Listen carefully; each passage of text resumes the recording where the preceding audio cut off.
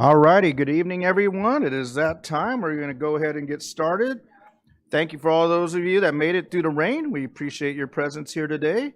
Mr. Tillman went to go do a gentleman's act and close somebody's door out in the rain, so he'll be joining us in just a little bit. So thank you, Vice President Tillman, for doing that. We'll call the meeting to order, and we will move on to 1.2, Pledge of Allegiance. And today it'll be led virtually by Rio Vista Elementary School, 6th grade students, Nathan, I hope I get this right, Chandy, Kaylin Davis, and Monica Vargas. So let's all please stand. Please stand for the Pledge of Allegiance. Face the flag, put your right hand over your heart. Ready, begin. I pledge allegiance to the flag of the United States of America and to the republic for which it stands, one nation, under God, indivisible, for liberty and justice for all. You may be seated. Well done, well done. Thank you, Rio Vista Elementary School and our wonderful students. All right, we are going to move on to, I think I just lost our AIC. Where did she go? Is she coming back? All right. We're going to move on to 1.3, approval of the agenda. So moved. Second. It was moved by Ms. Rosas Medina, seconded by Ms. Ceballos. All right, any discussion or items to pull? I'd like to pull item 11.3, Dr. Wyatt. All right, thank you, For Ms. further Applegate. information. For further information. Any other items to pull or discuss? Oh, I'm sorry, yes. Ms. Alexander? That's up to you.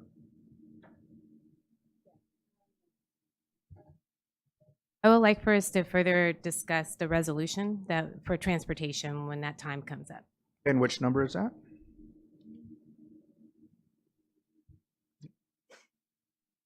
10.2. 10.2? All right, 10.2, thank you very much. All right, if there are no others, Just for point of Mr. Tillman, Vice clarification, President Tillman? yeah, normally when we get to the item, we're going to discuss it. Okay, I did it. But just wanted to make sure. All right, thank you, Vice President Tillman. I let him know your kind act, being a gentleman as well. So thank you, Vice President Tillman, for going out in the rain for us. All righty, folks, the agenda has been amended, so let's go ahead and vote on the agenda as it is amended.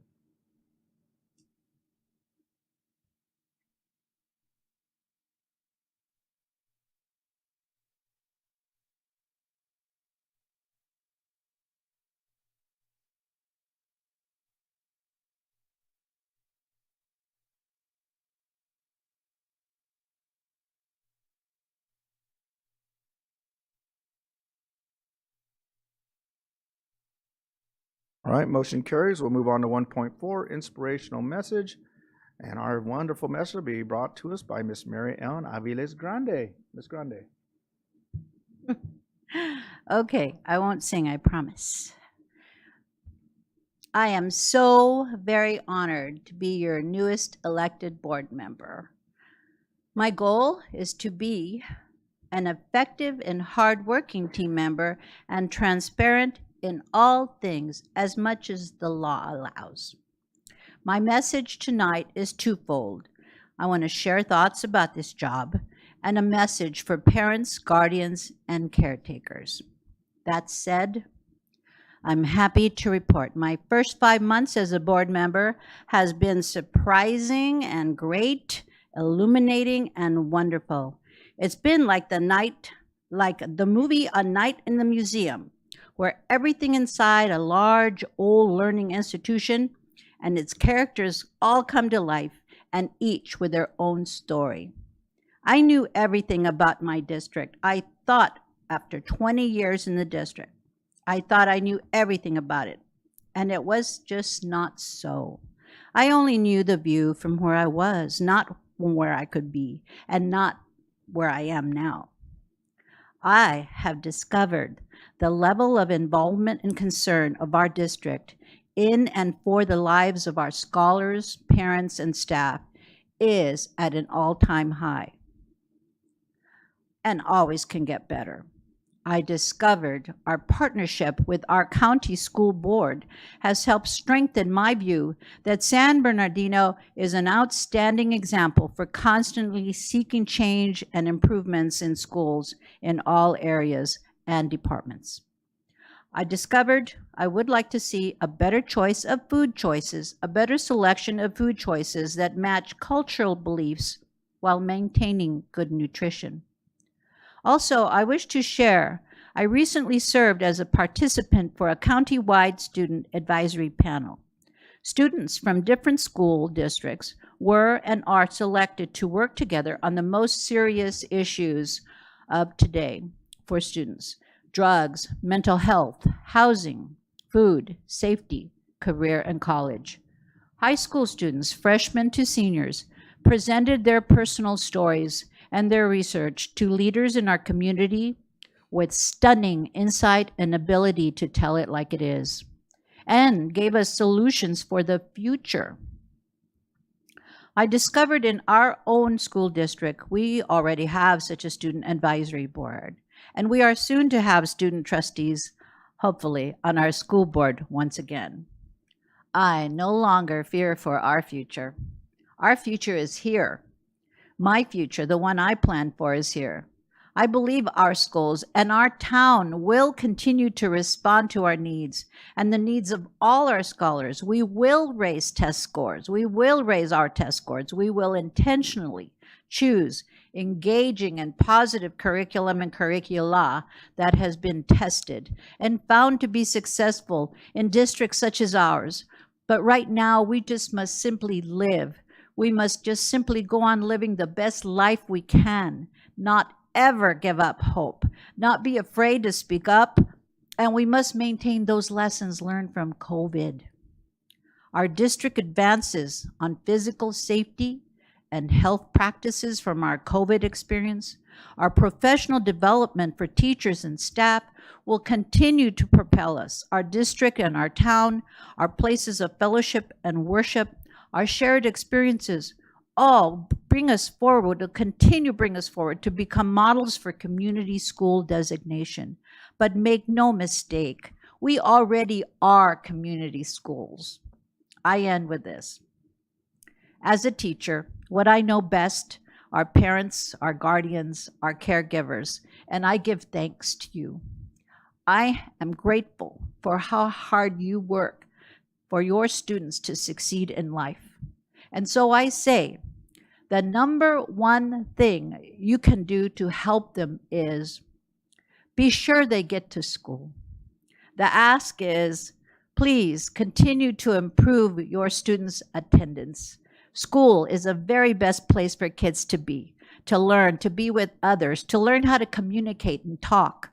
Read together. Let your older students see you trying to be funny. Sing, dance, learn to tell a joke, and tell them stories about themselves. Use puppets, make Play-Doh, make homemade costumes, learn or teach to make cookies or tortillas, practice karaoke, and try to breathe deeply every day. Teach them to organize and how to get ready for school the night before. These are the things that help them succeed at school, career, and life. Oh, and go back to school yourself to become a teacher, a baker, a candlestick maker. No matter what you need or how long it takes, make it happen. My point is, your students need to see you happy too. Call a board member. Any one of us could help and guide you. Thank you for listening. All righty, Mr. Viles Grande. Well done. 5 months already, huh? Went by fast, really fast. So that's what happens when you're busy out there getting it done. Good job. All right, we're going to move on to 2.0, special presentations and recognitions. 2.1, resolution and recognition of School Library Month and National School Librarian Day. And it'll be board member, Ms. Felicia Alexander. Thank you. Whereas School Library Month is recognized annually and every April by the American Association of School Librarians, and Whereas school libraries provide materials that encourage growth and knowledge, reflect the ideas and beliefs of religious, social, political, historical, and ethnic groups, and their contributions to American and world heritage and culture. And whereas school libraries provide material to meet individual needs, varied interests, abilities, social economic backgrounds, and maturity levels of the students served. And whereas school libraries are an integral part of the instructional program of schools and provide books to encourage school children to read for pleasure and knowledge. And whereas annually on April 4th, National School Librarian Day recognizes the professionals who are dedicated to creating and maintaining an environment where students feel welcome and have the print and digital resources to learn every day of the year. So moved. Second. All right, it's been moved by Ms. Rosales Medina and seconded by Vice President Tillman. Any discussion? I do want to add that I'm just really proud of our school district and here in California as well, that we have not removed books compared to what other areas are removing, especially when it comes to our African American studies or different diverse backgrounds as well. So I'm just really happy that we're in a place that we're in right now. Thank you. Thank you, Ms. Rosales Medina. It's been moved and properly second. Any other discussion? Okay, let's go ahead and vote on the resolution.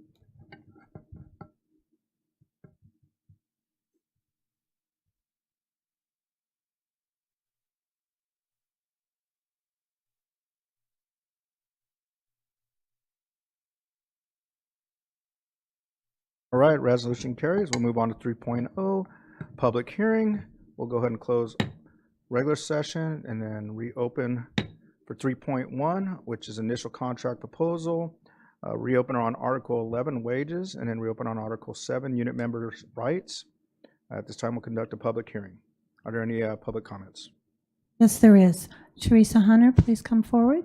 All righty. Good evening and welcome, Ms. Hunter.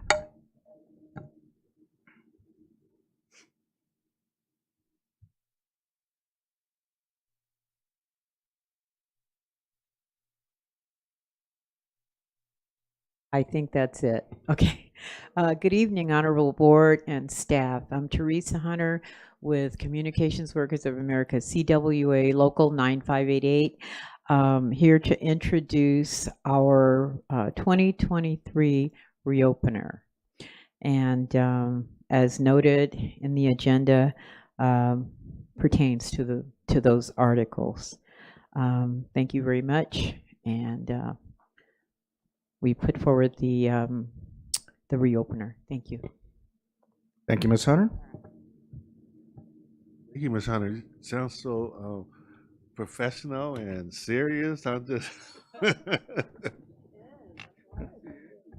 Yes, you are. Well done. Yes, sir. Well done.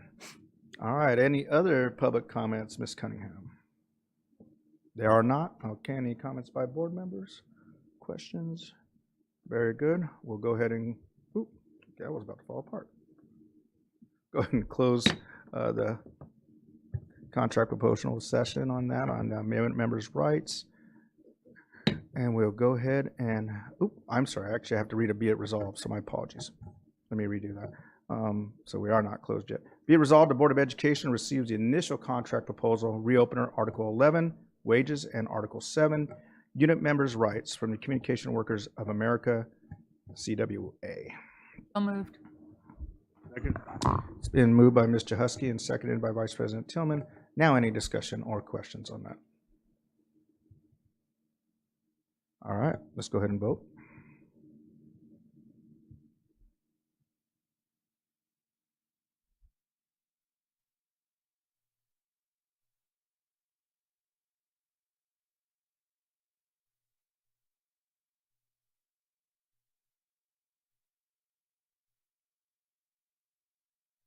All right, motion on 3.1 carries.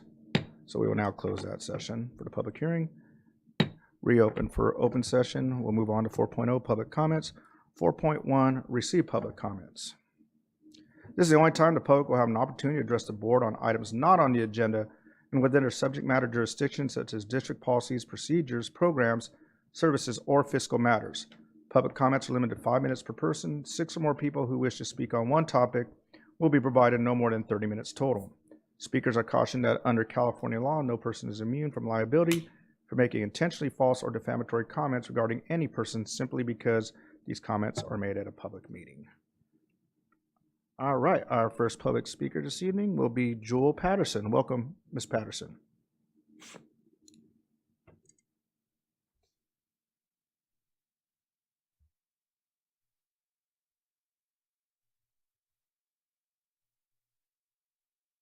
Good evening, everyone. Good evening. If it's okay, I would like for our student to go first, and then I'll come after her. Is that Okay, and how many speakers are you going to have? Only one? Yes. Okay, thank you very much. Good evening. My name is Gianna. I'm a junior at Indian Springs High School. As you may know, last month, students held a peaceful protest at my school. Despite the vague messages that have been released by the school and media, I'm here to speak on behalf of the students at Indian Springs High School who have been ignored and lied to well before February 28, 2023, the day of the incidents. Prior to the protests, many students have had to face challenges on campus, and once they reported it to staff, no changes were made.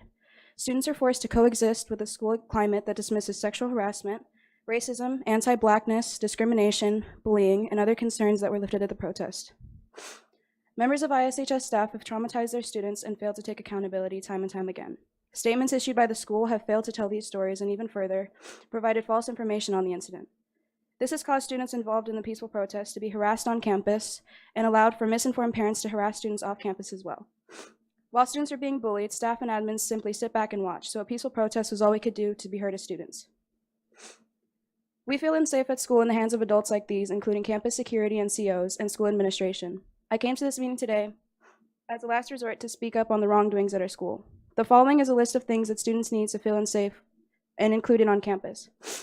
A scripted apology to students who faced violence from school admin and staff, including from the school police who used illegal and violent tactics on students. A more thorough and frequently updated enforced cultural competency training for school admin and staff, and admin and staff to be role models we deserve on campus by promoting messages of equity and belonging over being dismissive. Student voices to be taken seriously by implementing a student council. An updated reporting and problem-solving system that is effective for both staff and students. That includes transparent follow-ups for students' peace of mind and understanding. All privileges restored to students involved in the peaceful protest. That includes going to prom and being able to walk the stage for graduation. Students shouldn't be penalized for trying to make our school safe when none of the adults would. As I'm sure you understand, this is an urgent matter we hope to hear back from you by your next board meeting on April 4th. Thank you for helping us students be heard and helping our schools make a safer place for all of us. Thank you for your time. Thank you. And is it Miss Gianna? Gianna? Yes. Okay, thank you. Good evening, and thank you for your time. My name is Jewel Patterson, and I'm here tonight on behalf of COPE, which is Congregations Organized for Prophetic Engagement, to stand in support of Indian Springs High School students and the change that they're seeking to make on their campus. In 2020, this county declared racism a public health crisis. Today, in 2023, students are doing all that they can to remind us that it is indeed a health crisis. How are we asking students to pay attention, get good grades, and succeed in school while adults are breeding a culture of ignorance on campuses and making students feel unsafe to learn and unsafe to be themselves? We hope that you've heard their voices tonight and plan to help them make a change for the better in their schools with the urgency that they need, the urgency that is certainly necessary in this incident. So thank you for your time. We hope to hear from you soon. Thank you, Ms. Patterson. And Ms. Gianna, thank you as well. Oh, my apologies. We do have a light on, so that usually is a question. Yeah, I just want to thank you for coming out, young lady, and speaking to us. It does make a difference, and we'll follow up. Our goal is to make sure all those things you asked for, we take care of it, okay? Thank you. Thank you again. Thank you, Vice President Tillman. All right, our next. Oh, that was her? Oh, okay. Spelled her name wrong. All righty, our next public comment is Ms. Fatima Cristina Adame. Welcome and good evening. Just to make sure, that was Ms. Woods that just spoke, right? Okay. Thank you. Mhm. Good evening, board members, Dr. Wyatt, community members. My name is Fatima Cristerna Adame with the California Charter Schools Association. Let me just begin by thanking the students who voiced their concerns. I think school safety is of utmost importance, and I couldn't tell you how important it has been to this district.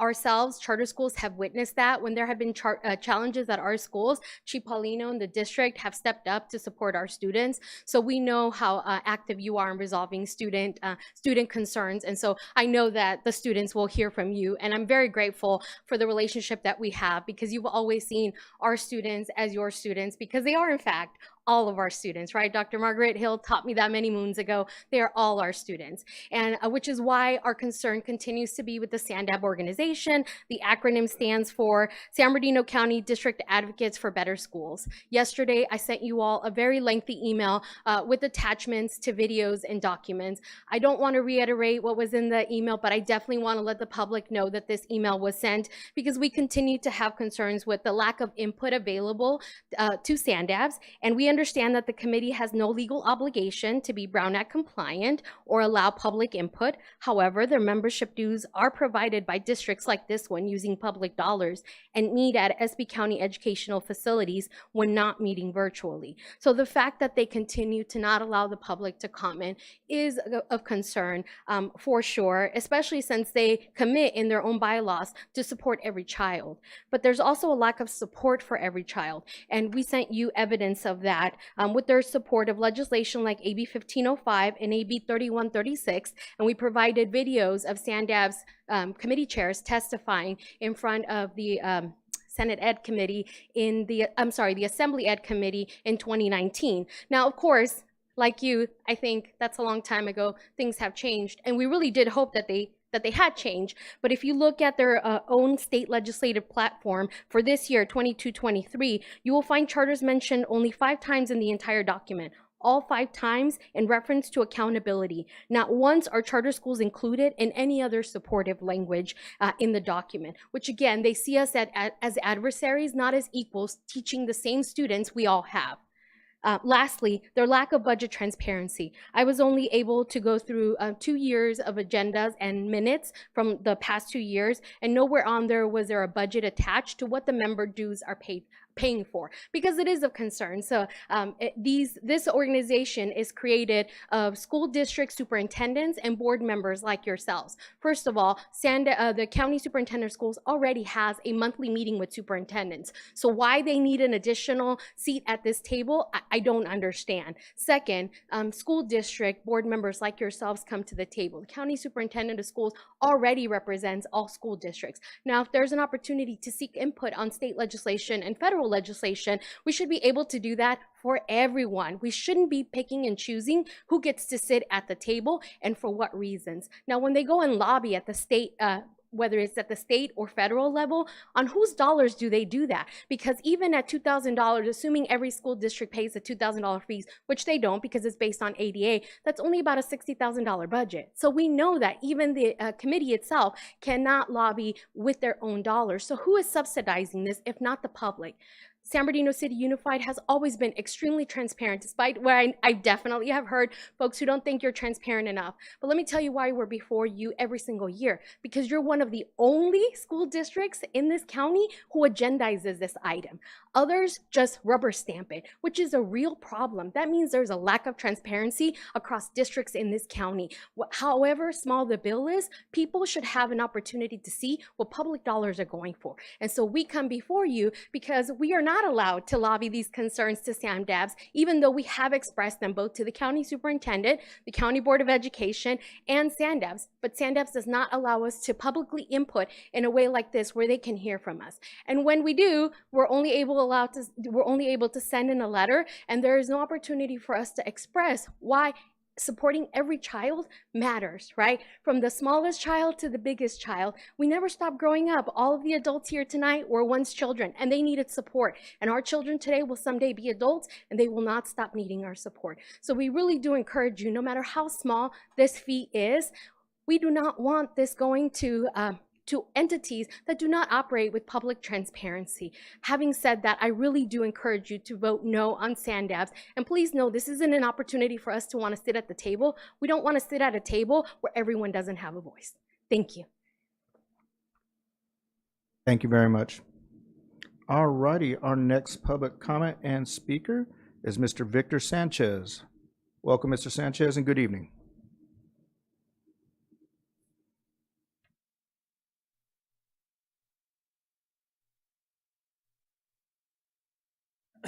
Good afternoon, esteemed board. My name is Victor Sanchez. I'm here with my peer Lisa. We are Lift that microphone up just a little. No, you can just. Good afternoon, just esteemed tilt board. it up. Oh, There you go. right there. There you go. Excellent. It dropped. Excellent. Okay, good afternoon, esteemed board. My name is Victor Sanchez. I'm here with my peer Lisa. We are Cal State San Bernardino social work students. We are here to talk about a project that we are working on in the in our community action project. This project asks that we survey our community and address any needs that we may feel that they have. For our project, we chose Del Rosa Elementary School. Just some quick facts about Del Rosa Elementary School. The school services over 486 students. 91.6% of those students are socioeconomically disadvantaged. More so, 5.1% of students are actually homeless. Chronic absenteeism is overall 43.7%, and despite all of that, these kids continue to succeed year in and year out, continue to strive and make their teachers proud. We have been in close contact with Vice Principal Marlene Bush, who has been very enthusiastic about our support and stressed the desire to promote a positive culture and improve academic achievement within the school. We have also been in close contact with Community 5th District County Supervisor Joe Baca Jr., who is pointing us towards other vital resources that we hope to be able to provide the school. After reviewing our survey, we found that the students would benefit from us supporting the award ceremony. We feel that this would play a vital role in keeping students engaged and encourage their participation within the school. Mrs. Bush stressed that these students deserve better. Mrs. Bush has been working towards furnishing us with their EIN numbers so that we can reach out to other corporations such as Targets and stuff like that, which require the EIN number to provide things like donations, so that we can help make this year's award ceremony a little bit more special for the children. My peers and I are determined to provide resources that will help ensure that Del Rosa Elementary students are recognized for their continuous achievement and that they have the best award ceremony that we can help provide. We are here today to show the school's needs and tell you about our plan. I am sure you are aware the school is understaffed, but the passion that the Vice Principal, Mrs. Bush, has for her students, despite their everyday struggles of keeping the school going, is amazing. The staff has only about 23 teachers, and they recently are experiencing high turnover. And as a result of a high turnover, they have very limited administration staff, and it's a daily barrier that these students find themselves encountering on a daily basis. The school has many other needs, such as field trips, toys, lawn beautification, and basic needs. But by us coming today, we hope not only with our help, Del Rosa will get much needed support they deserve, but also awareness of the students' hard work, that their continuous hard work year in and year out. It's a very special school with a very special staff, and we just want to provide whatever resources we can.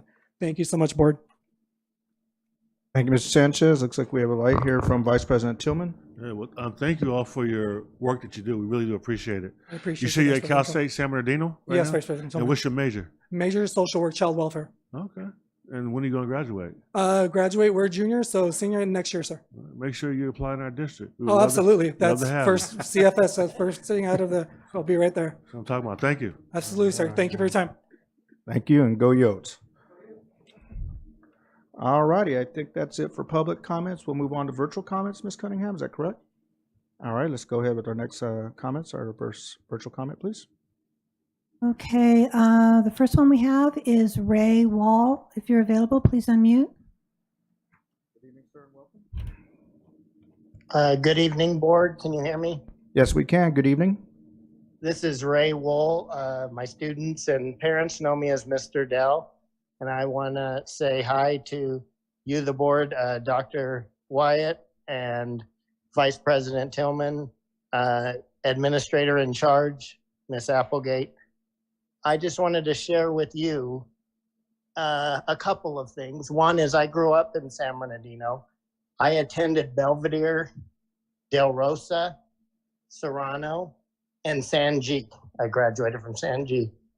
I began my career actually as a rec aide at Belvedere Elementary, and then became a teacher at Anderson School, where I worked in J2 and J3. I'm sure Ms. Grande is familiar with those classrooms. After working at Anderson, I realized I wanted to really work with the young special ed kids and give them a good start to their careers and a good start for parents, because in preschool special ed at Harmon, which is where I've been for the last 26 years, we are the first experience for these young kids, and also for the parents, their first experience with the district, and make that connection and give them a great experience. And I wanted to say thank you is one of the reasons I got on here. Dr. Sandra Rodriguez has made several visits to our school, and when she heard that Harmon has a very small budget and we never get new things or new furniture, we literally get hand-me-downs from other programs, she helped us obtain for every classroom pieces of furniture so that we could have some new things and make our classrooms look nice. So I wanted to thank her for that. Second, I wanted to thank our administrators, Miss Megan Silva and Miss Colleen Maroney. They helped us get our first new computers 2 years ago.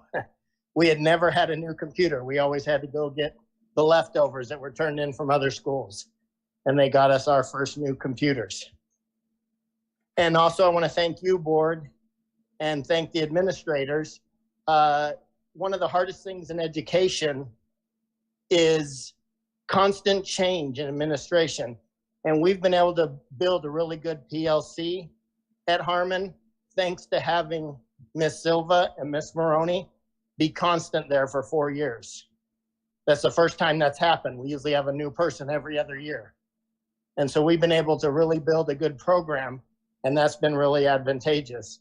We have really worked hard to build a good program and really see good things happen. So I wanted to thank them.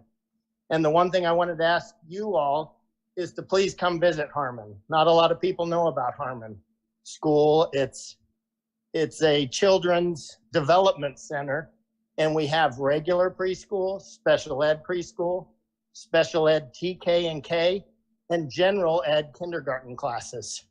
And we work together and have been building a relationship with Kendall Elementary and with Harmon. And I would just love for you to come see it and come see our facilities. Come see our indoor playground where kids learn to walk and play. Come see our sensory room where children with disabilities and those with autism, really, it's amazing. One of our teachers, Chris White, has built that sensory room and keeps working on it. And also come see our therapy pool where kids learn water safety, then learn to talk and learn to move and get out of their wheelchairs and be able to be in a therapy pool. So I just would invite you all to come see it, because I know a lot of people haven't, and you can talk to our administrators and learn about our program and see what kind of things we need. And the last thing I wanted to ask of you is, as I said, Harmon doesn't have much of a budget, and I've mentioned it to Dr. Rodriguez, and she said we're coming up, but I just wanted to let you all know too, many times when there's modifications, our school is skipped or people don't know about it. Kendall gets done or Carmack, and Harmon doesn't, but we could really use new carpet. There's been some leaks, plus our carpet is 15 to 20 years old, and our little special ed kids climb, crawl on the carpet, play on the carpet, and are on the carpet, and we could really use new carpet. And I know we're coming up, but the sooner we get it, it would really look a lot nicer than the carpet that's almost 20 years old. So that was it, and I want to thank you all. All right, Mr. Wall, thank you for your comments. We do have a question for you from Vice President Tillman. Yeah, well, I want to thank you, number one, for all your work that you do in our district. We really do appreciate it. And thank you for bringing to our attention some of the needs there. I know Mr. Islam, on the carpet, maybe we can take a look and make sure that kind of stuff gets done. Right now is the best time for us to do those type of things because we have some one-time money to get those things done. And if there's other sites that aren't getting new computers, we need to make sure we find out what that is, who they are too, Mr. Islam. Yes, Mr. Tillman, I just had a discussion with my team today. We are building a fund to take care of those issues at the school side, not only corporate and other need to keep our school clean and healthy environment for our students. Up to date. Thank you very much. Appreciate it. And thank you, Dale. All right, Mr. Wall, Dale, we have another question, comment from Ms. Marianne Grande. I too am very familiar with J2 and J3. Those are actually my classrooms also. So I honor you, and I know how you feel exactly. And it's one thing we learned to be very good at when on the few occasions over the years when we had board members come in. And specifically, I remember Miss Abigail Medina when she came in, and she has this thing she says when she meets a new teacher, and she says, "Hello, how are you? Do you have everything you need?" And so I learned to speak really fast. So I'm really happy about that. So I agree with you. I think we need to go and visit, and hopefully we can set something up and visit not just you, but there's a couple of other places that I know specifically of places with many special ed teachers that feel undersung. I would like to visit. So I can promise Thank you so much. me. Thank you. All right, and colleagues, just again, we want to refrain from a dialogue, but please ask questions if possible. Mr. Zaz Medina. This is more towards just to kind of piggyback with what Mr. Tillman just mentioned and looking at that. But there's also like ROP programs or other not ROP, but other programs that have not received funds. So that'll just add to it in looking at those resources. Thank you. Thank you, Mr. Zaz Medina. Ms. Ceballos? No, I just want to say thank you for coming up and sharing with us. I'm actually I visited this campus. I have lived in San Marino my entire life and didn't know about this particular site until a few years ago when I started my program as a school psychologist. I went to visit as a practicum student, and it's actually a really neat little spot over there. And I really think the work that you guys do, because oftentimes, I mean, with any student, but especially with students with special education needs, the sooner you intervene, and provide those supports, the better outcomes they'll have later in life. So anyway, I just wanted to say thank you, and thanks for coming and sharing and letting us know what you need. Thank you, Ms. Ceballos. Mr. Husky?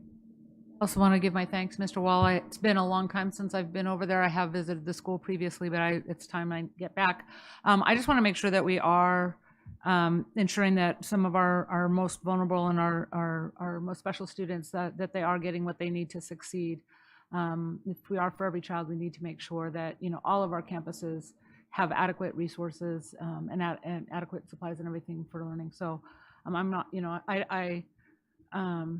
I want to make sure that they get everything they need, especially those young children, so that they can maximize their success.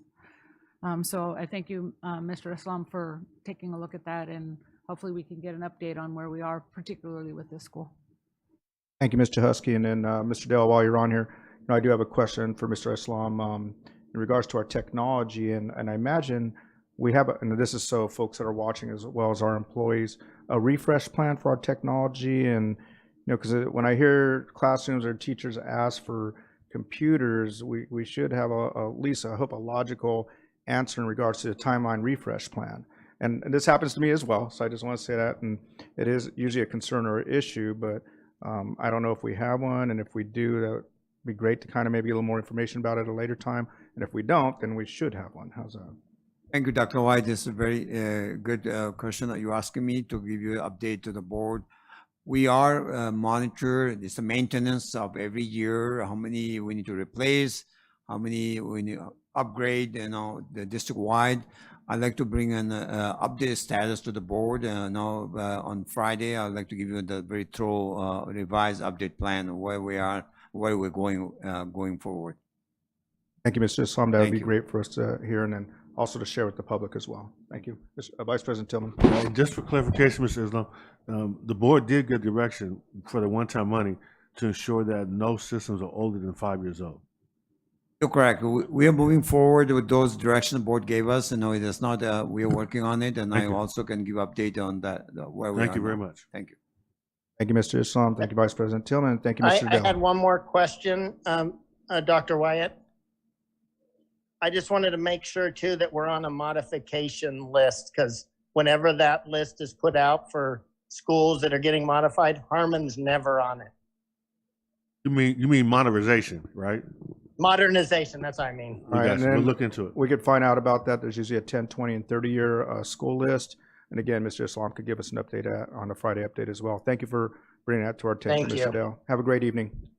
You too. All right, thanks, sir. All right, Ms. Cunningham, next comment. Okay, our next speaker is Rita Fernandez-Loof. If you're available, please unmute. Good evening, board member, Ms. Rita Fernandez-Loof. Good to see you. And we can't see you, by the way, just so you know. Hello, good evening, everybody.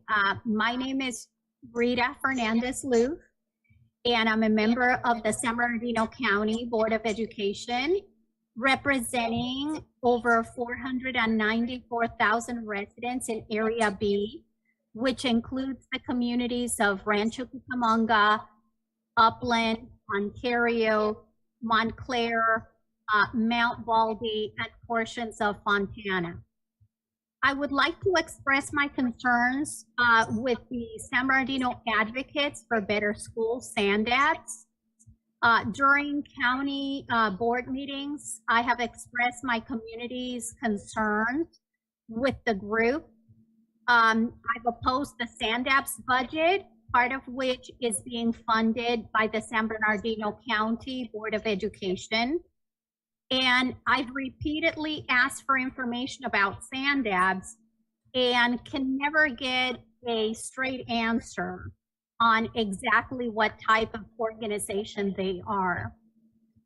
They are not a 501c3, C4, C6, not a joint powers authority. They don't appear to be registered as a political action committee, and their bylaws seem to be some sort of agreement between governmental agencies. But they maintain a web presence through the San Bernardino County Superintendent of Schools. What we do know is that SANDAPS is extremely non-transparent. They do not allow the public to make comments, and they take positions that are contrary to students and parents in the community. And oftentimes they are not in line with the position of local school boards.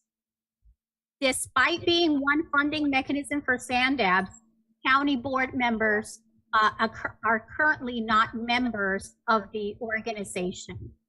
Their bylaws state that the lobbyist reports directly to the San Bernardino County Superintendent of Schools. I've heard from many parents of special education students in the county who have told me stories about the vexatious litigation their children have been subjected to at the hands of attorneys representing the special education local plan areas, specifically in the West End. The West End SELPA is currently on the SANDAP Executive Committee. SANDAP supports legislative positions to add more funding to the broken SELPA system and against special education students. So I urge you to please not join with this organization, as I don't believe that they share your views on transparency with the community. Thank you so much. Thank you very much, Ms. Fernandez-Loof. All righty, our next virtual comment, please, Ms. Cunningham. Our next speaker is M. Arias. If you're available, please unmute. Yes, I'm Good here. evening Good and welcome, Ms. afternoon. Arias. Good evening, board members and President Dr. Wyatt. Allow me to introduce myself. My name is Mrs. Arias. I am the founder of the YouTube movement that focuses on special education and anything and everything that has to do with special needs children. First and foremost, I'm here to advocate for special needs children. I ask you to please ensure that they always have all the necessary items to assist their learning. I ask you to please ensure the federal and state laws are always followed and ensure their IEPs are also followed as well. I am here, however, to speak in regards to SANDABs. Our community members have tried multiple times to participate at such organization meetings, and we've been denied access. We've been trying to let them know that we are interested to know what their policies are, what they're doing, and what they're voting on, and how their agency is impacting our children and their education. However, they have denied us to be able to participate by providing public comment. I believe this is wrong and it's all a violation of the Brown Act. Some of our members have even asked for public records to learn what they do and what they're doing behind the curtains, and they have been denied all these documents. So I urge you to please vote no on any membership for SANDABs. This entity is a front for Superintendent Mr. Ted Alejandre. He uses SANDABs to hide behind it and to avoid accountability. Mr. Alejandro doesn't like to be upfront and open. He blocked some of our members when we started asking questions about SANDABs and their performance. Luckily, there's a state case that ensured that public had a right to participate, and he was forced to unblock us. So again, we ask you to please ensure you vote no on any type of membership on SANDABs. And we also ask you to support our movement, the YouTube movement, which focuses on special education, transparency, accountability, and to ensure that all children with special needs receive an appropriate education. Thank you for the opportunity to provide public comments through this meeting, as this allows many parents within the San Bernardino area to participate. Thank you again. Have a wonderful evening. Thank you, Ms. Arias. You do the same. Have a great evening. Thank you. Okay, our next speaker is listed as parent. If you're available, please unmute now. Welcome and good evening, parent. Hello. Can you hear me? Yes, we can. Good evening. Hello, board members. I'm a parent at George Brown Elementary. I'm referring to the last meeting on March 7th against Senora Trujillo. She claims she abruptly left. That's funny. She went around telling others that she was going to become a VP admin at another school, giving her current class and past classes her personal phone number. Now she wants to play victim with fake crime. She is a dual emergent Spanish teacher. Why would she teach more Black history? Why teach the children about BLM? Why teach her fifth grade classes to be defiant, disrespectful, and radical to the principal, rec aides, and other staff? She would say, I'm your teacher. They are not. She wanted to give orders. If you look up reports, she is a bully. When she had her classes online during the pandemic, she bullied many parents. She gave her classes choices. If they didn't choose, she would threaten how much it would hurt their grades or her feelings. She enjoys sexualizing her classes with performances during Christmas time, doing sexual Zumba dances to Mariah Carey. All I want for Christmas is you. She is allowed to do that for many years. She encourages her classes to be any gender. Her last school year, she encouraged a student being trans. When she says she loves her students, she sure does. If you were to see how she hugs her students with these full-on hugs, that's creepy for a teacher. Very inappropriate. Some of you guys won't care because you want more of the LGBTQ++ agendas in school and are anti-American. Enjoy the disrespect for not standing for the U.S. flag. I bet if it was a BML flag or a pride flag, you guys would be content with it, right? Because it's teaching having rights. She has been gone for months. How is it that her class that she no longer teaches writes letters for the board meeting? The parents that defended her, you can clearly hear that they were conditioned and coached by her. That she said to say that because they didn't make any sense. She is a groomer and enjoys to manipulate these young minds, and she needs to stay clear of young children. She should have never been a teacher, let alone with younger students. She should have been gone a long time ago. The last principal didn't care and let her do whatever she wanted. So that's why she has a big problem with this new one. Let's remember, these are elementary age children, not college students, who she is embracing in a manner that makes some children uncomfortable. If teachers can't talk about religion to children, then let's keep the sexual agendas out of the classroom. Thank you. Thank you. Our next speaker is Ms. Negrete. If you're available, please unmute. Good evening, Ms. Negrete. Welcome. Good evening, board members. I have a question regarding the contract for Peggy Olcott. It states that she is going to be providing services, but I'm yet to question why would our most qualified staff still need to have somebody coaching them if that's, what the intention of the $7,000 is for. Additionally, agenda item 11.13, which is $400,000 for special education. Could anyone provide any information, whether classified staff or any of the certificated staff that San Bernardino currently has, are they not able to provide the services that the contract for Lundy for $400,000 will be providing? If that is the reason for contracting outside of the district, if not, I think it would be wise to engage the unions and see how that can be accommodated with the staff that's available.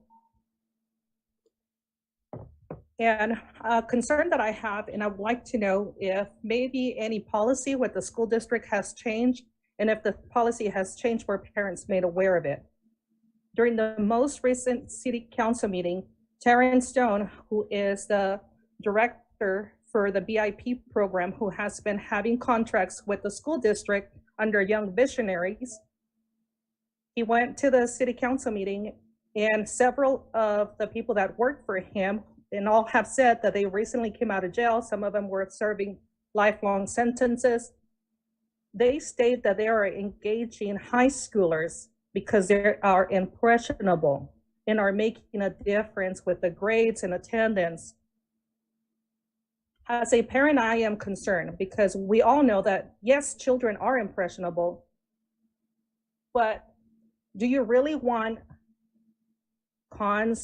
anyone on probation to be engaging the youth? And if they are engaging the youth, are they engaging the youth on school campuses? That also raises another question, because he does have a contract with the school district under Young Visionaries, but at the city council, he spoke about his BIP program. How do we know which service is paying for what? Or is this just a 2-for-1 for him, where he gets to be paid from the city and the school district for providing a service from the same staff and now engaging the youth on school campuses? As far as I know, San Bernardino City Unified has the strict guidelines on doing backgrounds for their employees. This is a third vendor. So who then makes the decisions of who's going to be engaging children? Because ultimately, if they are engaging children, anything that may or may not happen falls on the district.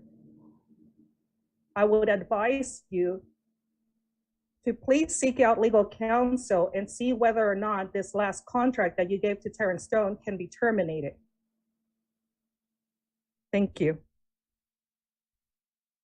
Thank you, Mr. Grady. And then Ms. Applegate, our AAC, does have a comment for you. Yes, we will look into the other matters and get back to you. And on the matter of the $400,000 is a non-public school placement for our special education students. Ms. Applegate, the information that I provided regarding who is engaging with this Felons Engaging the Youth, you could see that at the city council meeting. It's all public. They all spoke and they all said that they're engaging the youth. Okay, thank you, Ms. Negretti. We will have somebody get back with you. Thank you. Thank you. Have a good evening. Okay, our next speaker is Gil Navarro. If you're available, please unmute. Good evening, Ms. Navarro. How are you? Hey, good evening, board president, board members, staff. My name is Gil Navarro. Locally, I'm referred to as an education advocate, but the federal regulations refer to me as a non-attorney representative. But I'm here to talk against the district approving any agreement with Sandabs. Let me tell you about Sandabs. It's a secret society enticing school districts to provide their members to be on this organization that does not allow any public input, is not a Brown Act meeting open to any scrutiny, or even to be able to ask for request information. It's not a business, it's not a nonprofit. I'm in the process of filing a complaint with the Fair Political Practice Commission because Sandabs raises political funding, which is, you know, as candidates, when you run for office, you have to have a PAC. It's open to the public, so the public knows where you're getting your money from and how you're spending it. So Sandabs should be a PAC, and they're hiding it through this other way of conducting their business. And it's good. In my opinion, it's illegal, and you need to be careful, whether it's your district or other districts, to be affiliated with this organization. It's a bad situation. And as you know, if you read through their paperwork on their organization, they're all political. When you spend money political, opposing legislation, supporting legislation, that's a PAC. That's a political action committee. They're supposed to be formed and registered with Sacramento with a Fair Political Practice Commission. And they're not, purposely, so nobody really knows what they're doing. And so please, to protect your education dollars, please do not spend 5 cents on this organization or become affiliated with it. Thank you for listening. Thank you, Mr. Navarro. Have a good evening.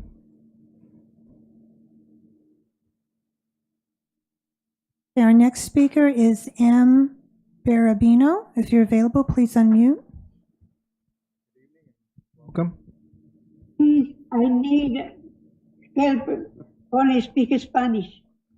Okay, we need a translator, please. Thank you. Yes, I'm here. Aquí estoy. Puede hablar. Buenas tardes, miembros del board. Good afternoon, board members. Presidente Wyatt. And President Wyatt. Soy Elena Barabino. Estoy aquí para abogar por nuestros estudiantes. I am here to advocate for our students.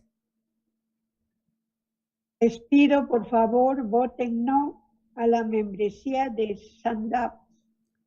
I ask for you guys to please vote more for the membership.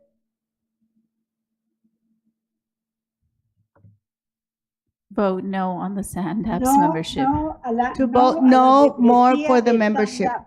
Sorry. Disculpe, ¿puede repetir lo que dijo? Oh. Les pido, por favor, voten no a la membresía de Sandab. I ask for everybody to please vote no to the legislation of the Sandabs. No a la membresía de Sandab. To the membership, for the membership of the Sandabs. To please vote no. Yo he querido participar en sus juntas de stand-up, pero no me permite al público en general a participar. I would like to I have tried to participate to your meetings, but I'm not able to participate in the meetings. Yo veo el stand-up como un escondite del señor Alejandré, que usa ese grupo para manipular y hacer cambios en educación. No la escuché muy bien. ¿Puede repetir esa frase, por favor? Yo veo stand-up como un escondite del señor Alejandré, que usa ese grupo para manipular y hacer cambios en educación. I would like Mr. Alexander to change our education, group education.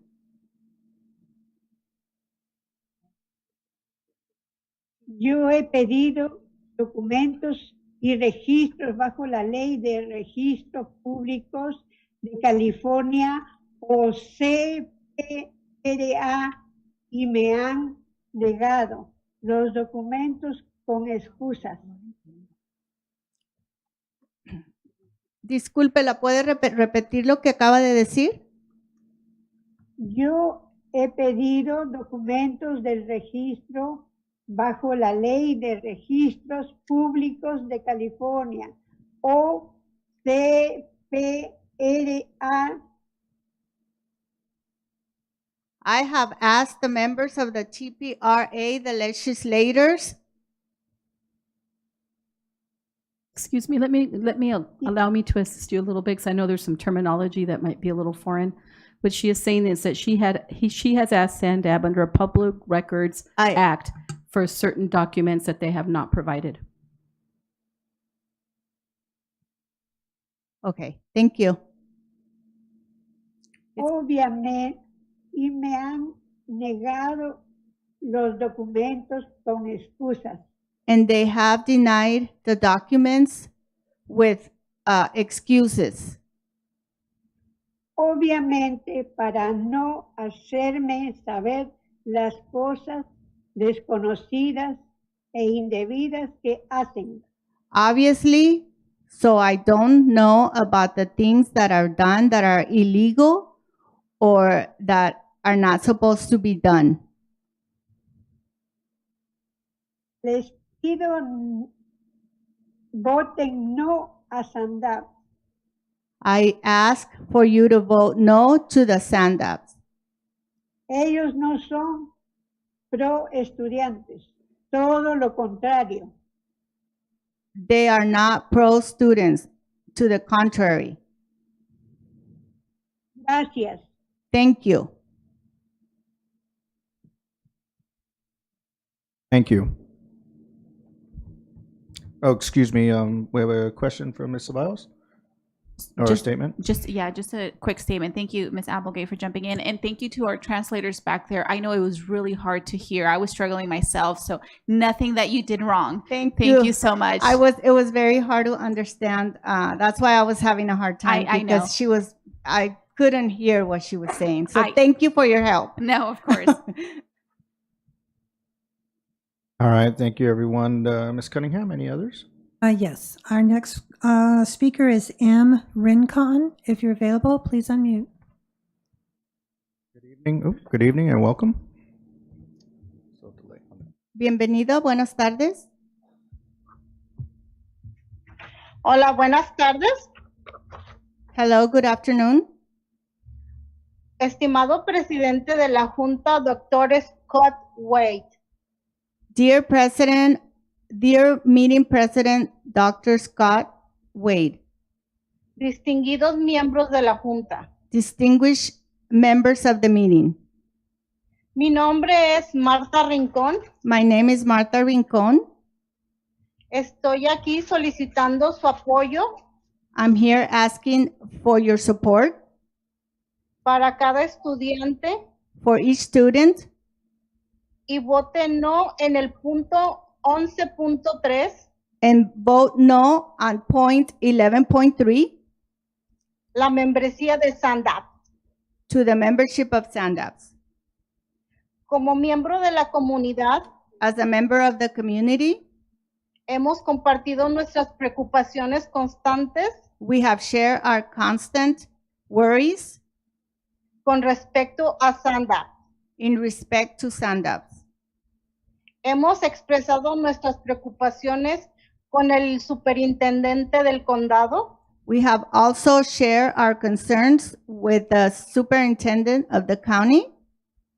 expresaríamos esas preocupaciones directamente con SANDAPS We would express those concerns directly with SANDAPS si permitieran la opinión del público, if pero the, no lo hacen. if the public opinion would be allowed, but it's not allowed. Podríamos compartir nuestras preocupaciones directamente con los miembros de SANDAPS We would also share our concerns directly with the members of SANDAPS o miembros potenciales. or potential members. Como usted es el único conducto que tenemos, Since you are the only conduit that we have, el público para expresar nuestras preocupaciones for the public to express our concerns con el comité, with the committee, nuestra primera preocupación es la falta de aportes públicos.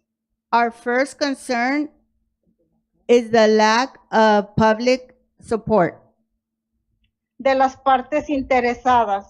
of the parties that are interested.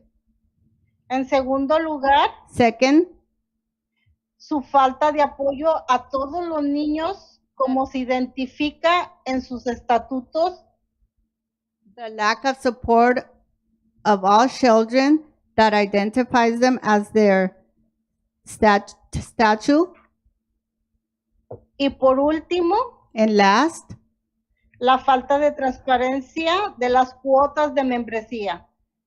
the lack of transparency of the membership quotes. Continúe apoyando a todos los estudiantes y vote no a la membresía de SANDAP. Continue supporting every student and vote no to the membership of SANDAPS. Muchas gracias por permitirme participar. Thank you very much for permitting me to participate. Que pasen muy buena noche. And have a good night. Thank you, and you have a good evening as well. Muchas gracias. Usted también tenga una buena noche. Okay, and our last public comment is from I. Rios. If you're available, please unmute. Good evening and welcome. Buenas tardes, Good afternoon, miembros del board. board members. Les pido que continúen apoyando a los estudiantes I y ask voten no that you keep supporting our students and vote no a la membresía de SANDAPS. to the SANDAPS membership. Permitan al público participar. Allow the public to participate. Queremos transparencia en todas las áreas We want transparency in all areas. y también queremos que nos sigan proveyendo la traducción al español. And we also would like for you to keep providing the translation to Spanish. Muchas gracias. Thank you very much. Thank you and have a good evening. And that's it for public comments. All righty. Thank you, Ms. Cunningham. I got a little bit of delay on my mic, so I apologize. We will move on to 5.0, which is closed session. 5.1, closed session public comments. This is a time that members of the public will be provided an opportunity to directly address the board about any item described under this closed session. Comments are limited to 5 minutes or less. Do we have any public comments? We do not. We do not? All right, then we'll go ahead and convene the closed session and report out when we come back.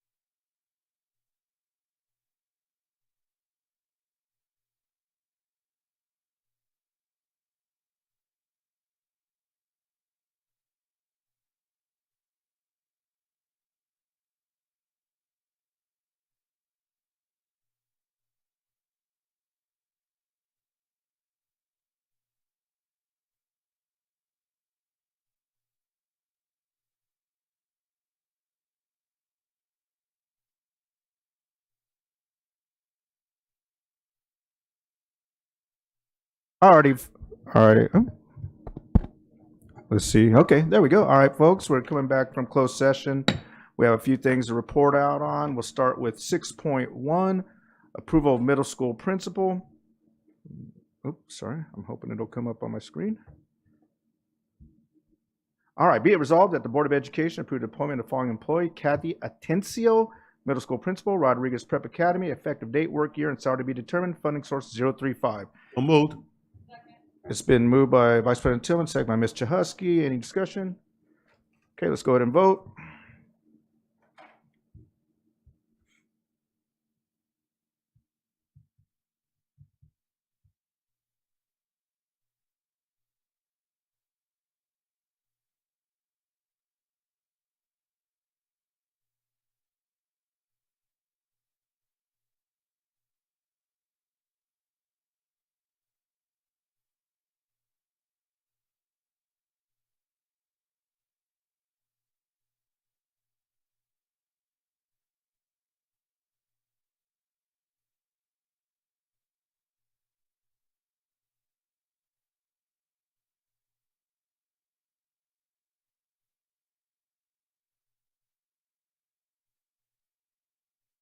All right, motion carries. Ms. Atencio, congratulations. I believe you are here this evening, so we want you to please stand and be recognized. Congratulations. You know, it's an outstanding school with outstanding leadership, so we're looking forward to many, many more excellent results with our students and staff. Well done.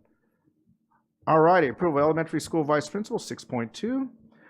Be it resolved, the Board of Education approved the appointment of the following employee: Aaron Keith Oliver Rojas, elementary school vice principal, Barton Elementary, effective date, work year, and salary to be determined, funding source 419. So moved. Second. All right, it was moved by Vice President Tillman, seconded by Ms. Alexander. Any discussion? All right, let's go ahead and vote.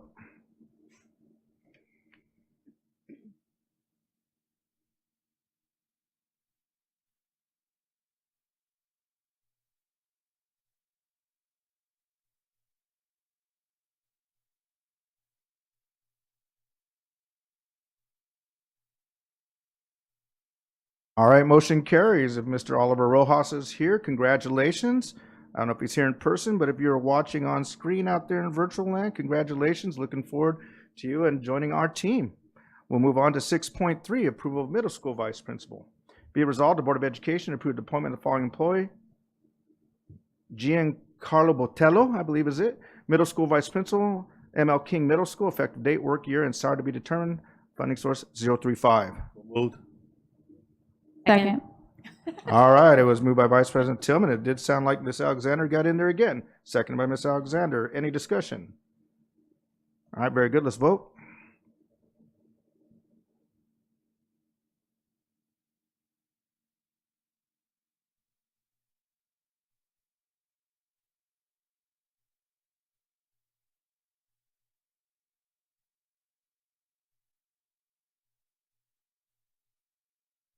All right, motion carries. Congratulations, Mr. Botello. I don't know if you're here. It doesn't look like it. But again, if you're out there in virtual land, congratulations. And again, welcome on to the team. And we appreciate you being our new middle school vice principal. All right, 6.4, approval of interim chief communications and community engagement officer. Be it resolved, the Board of Education approved appointment of the following employee: Linda Bardier, interim chief communications and community engagement officer, effective date, work and year, and salary to be determined. So moved. Second. All right, it was moved by Vice President Tillman, second by Ms. Ceballos. Any discussion? Okay, let's go ahead and vote.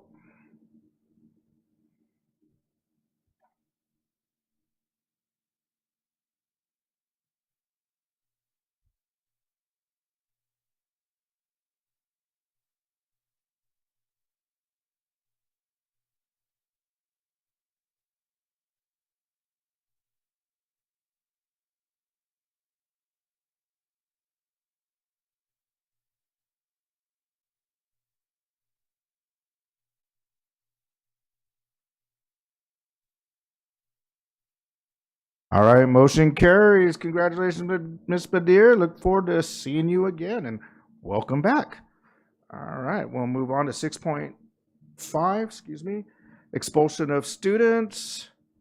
Let me see.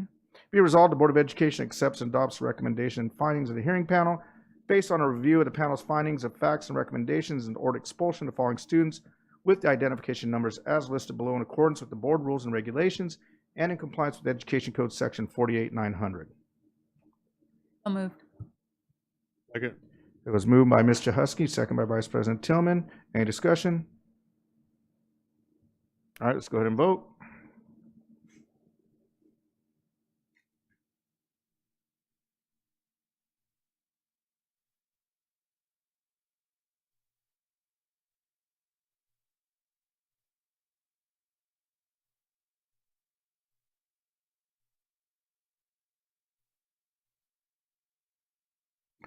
All right, motion carries. Moving on to 6.6.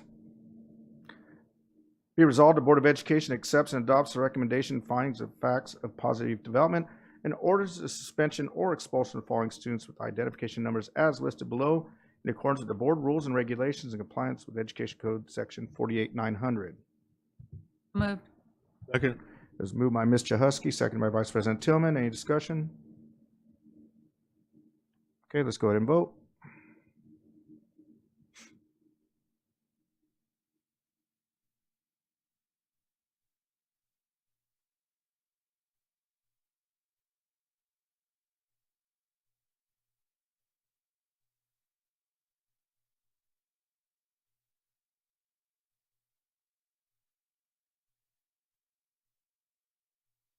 All right, motion carries. Moving on to 6.7. Be resolved, the Board of Education accepts the following students were recommended for expulsion, but expulsion is deemed inappropriate based on due process errors, insufficient evidence, and/or the availability of other means of correction in compliance with the Education Code Section 48900. Therefore, although they were recommended for expulsion, expulsion is not granted. Second. It was moved by Board Member Mr. Husky, second by Vice President Tillman. Any discussion? Okay, let's go ahead and vote.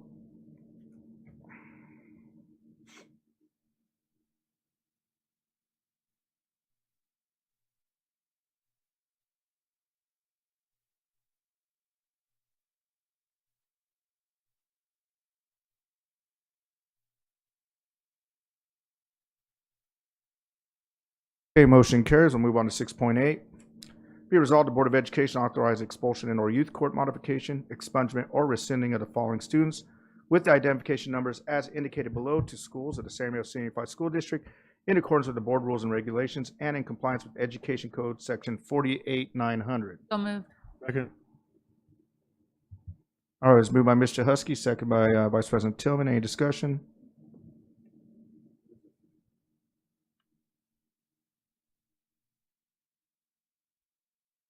And say, let's go ahead and vote.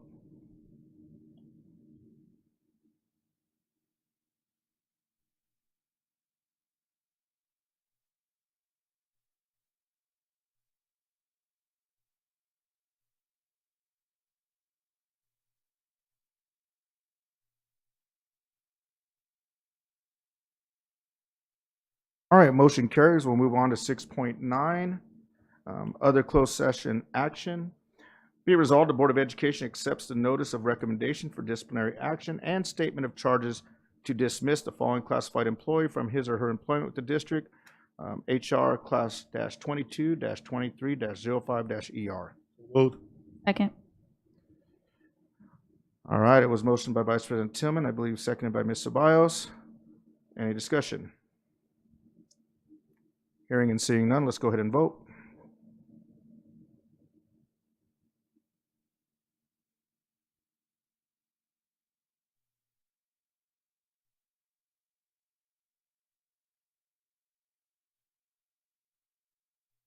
Okay, motion carries. We'll move on to 8.0. Oh, I'm sorry, 7.0, reports by union organizations. 7.1, San Diego Teachers Association. No report. All right, thank you very much. 7.2, California School Employees Association. Yes, we do have one. Looks like Mrs. Brown. Welcome, Ms. Brown, and good evening. Good evening. Good evening, board members and President Dr. Wyatt. My name is Kim Brown, and I'm the Chapter 183 Site Rep Coordinator. The district and CSEA is moving closer in negotiation and completing the MOU for late start. I would like to thank the custodians, M&O, and the facilities for their hard work and dedication during the storm. I also want to tell the members to stay safe. Thank you. Thank you, Ms. Brown. We appreciate your report and have a good evening. All righty, 7.3, Communication Workers of America. Report. No report. Thank you very much. 7.4, Samuel School Police Officers Association. No report. All right, thank you very much. No report. Moving on to 8.0, Board Policies and Bylaws discussion, first reading. 8.1, new Board Policy 3525.21, and that is in regards to drones. All right, Board, we're supposed to review the policy as reviewed by the Policy Subcommittee. If revisions are required, they'll be made, submitted for final Board approval at an upcoming Board meeting. No changes are required, and the Board is in agreement. Board Policy 3525.21, UAS drones can be adopted without a second reading. Mr. Vice President Tillman. So I know this is a new policy, but I'm assuming we have drones already? I would have to defer to one of our executive cabinet members. I see Mr. Vittier moving forward. All right, Mr. Vittier, welcome and good evening. Moseying right along. Good evening. Yes, Vice President Tillman, we do. And there's a substantial desire for increased purchases, especially at our school sites through STEAM activities. And so we're looking at this being a timely opportunity to make sure that we have good policy in front of it. And I know there's a training required now, right? Is it for certain types of drones? Anything under 55 pounds, which is a majority of them, and used for business, educational type purposes, requires a Part 107 license through the FAA, or you have to fly under direct supervision of somebody. So our students could fly; they would just have to be under immediate supervision of a pilot. You said under 55 pounds need so what about over? I'm sorry, over. That's what I thought. Over, yeah. Sorry about So that. how about the ones that are under? They're considered recreational, and they wouldn't require the FAA license. Because most of the ones you see at the games are under 55 pounds. So if we had 30 drones in the sky at a football game, you can't say anything? We can, yeah, you absolutely can. So you just have to look at, and part of this policy says what's permissible over our schools. And so we would have forms that would have to be filled out. We had an incident at Cajon High School during graduation last year where we had to speak to a gentleman about the drone he was operating as well. That is in here then? Correct. All right. Thank you very much. You're welcome. Thank you, Vice President Tillman. Ms. Alexander. My question is in reference to, I think it's an excellent idea. It's just how do we make it equitable for all the schools? And then are we looking for certain age groups that would have access to these drones? Yeah, so I do have, on the educational side of the house, there are a few teachers at our high schools that are looking to start clubs and programs with them. You know, we want to make it accessible to all of our kiddos as soon as they're able to. I think the ability for us to get adults trained as pilots extends the opportunity for our students to also be able to fly under supervision. So, thank you. Thank you, Ms. Alexander. Vice President I Tillman. also think it's important, though. I know when I worked at the county, we bought a big one with super high def camera. Mm-hmm. Actually, the communications folks wanted to use it, but then that's when the training part came out of it. But I always had a concern about where is it stored? Is somebody using it on weekends? So we need to make sure we have some procedures in place to know where they're stored at, and because they could be used for some inappropriate things too. Sure. So when they're not being used for regular school stuff, there needs to be some type of protocol in terms of where it's stored and secure that. Thank you. Thank you, Vice President Tillman. Ms. Alexander. So I just want to expound on what I was asking. So drones are, they're of today. It's not something that's uncommon. I think it's excellent for our students. It's excellent for our STEM program. But I want to make sure if we are going to consider the usage and the whole process. Maybe it's an opportunity to include in our Pathways program, but to make sure, 'cause I want to use that word, equitable, because the idea of drones, sometimes it means that it might be costly. Now they're pretty economical, but I want to make sure that we take care of everybody and from an educational standpoint, and maybe create some standards around who's going to be able to be a part of this from an educational standpoint. Thank you, Ms. Alexander. Any other comments or concerns on that?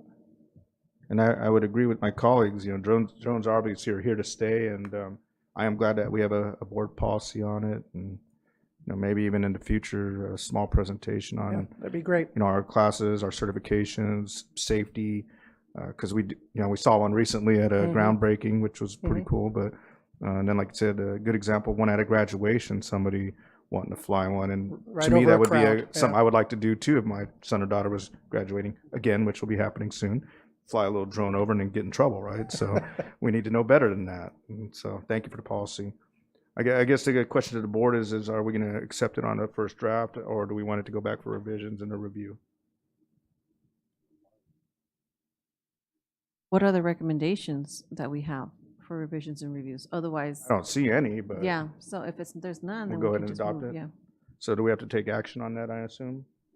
So moved. Second. I'm sorry, who was the second? Was that Ms. Alexander? Oh, all right, getting good down there. No, we're going to be adopting. So the motion was to adopt. Move to adopt. Okay, thank you, Vice President Tillman. And so we will need a second on that. We got it. We do have it to adopt as drafted. Second. Thank you, Ms. Alexander.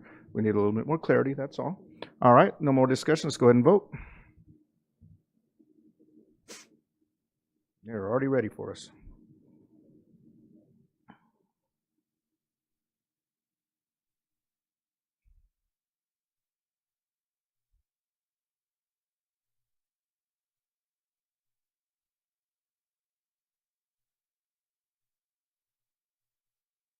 All right, motion carries. We'll move on to 8.2, Board Policy 5020, Parent Rights and Responsibilities. Board will review the revisions to Board Policy 5020, Parents' Rights and Responsibilities as reviewed by the Policy Subcommittee. This was reviewed by the PSC Policy Subcommittee under BP 6020. Parent involvements to BP 5020. All changes agreed upon by the PSC are reflected in Board Policy 5020. If additional revisions are required, they'll be made and submitted for final board approval at an upcoming board meeting. If no changes are required and the board is in agreement with Board Policy 5020, Parents' Rights and Responsibilities can be adopted without a second reading. Note, changes in red are changes by staff, changes in green are additions made by the Policy Subcommittee. Any discussion on this item? There's quite a bit of new language in there, just so you know, and some language in there as well from the Policy Subcommittee. So we have input from both staff and board members.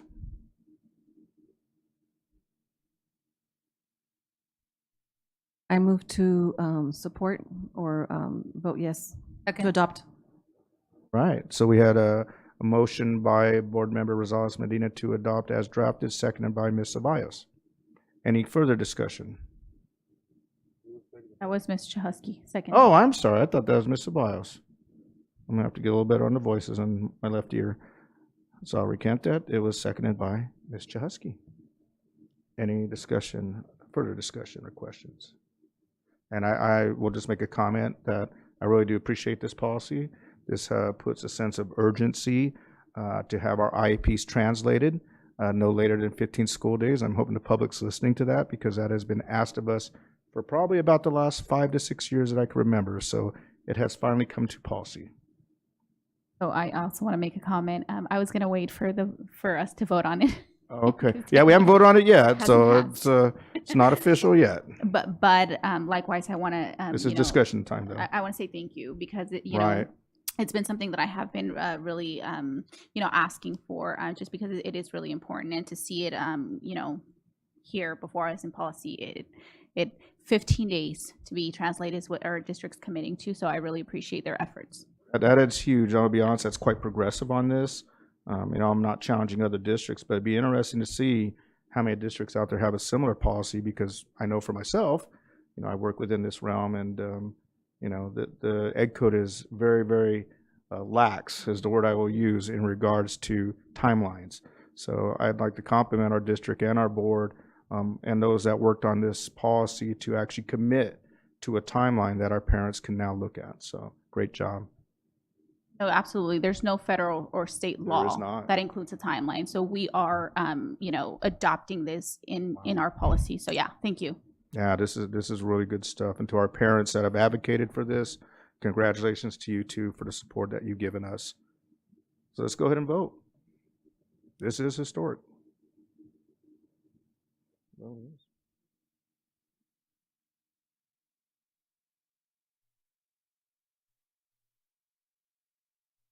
Sorry, I'm on the memo page. I didn't see the voting. Might want to switch screens. So we're waiting on me.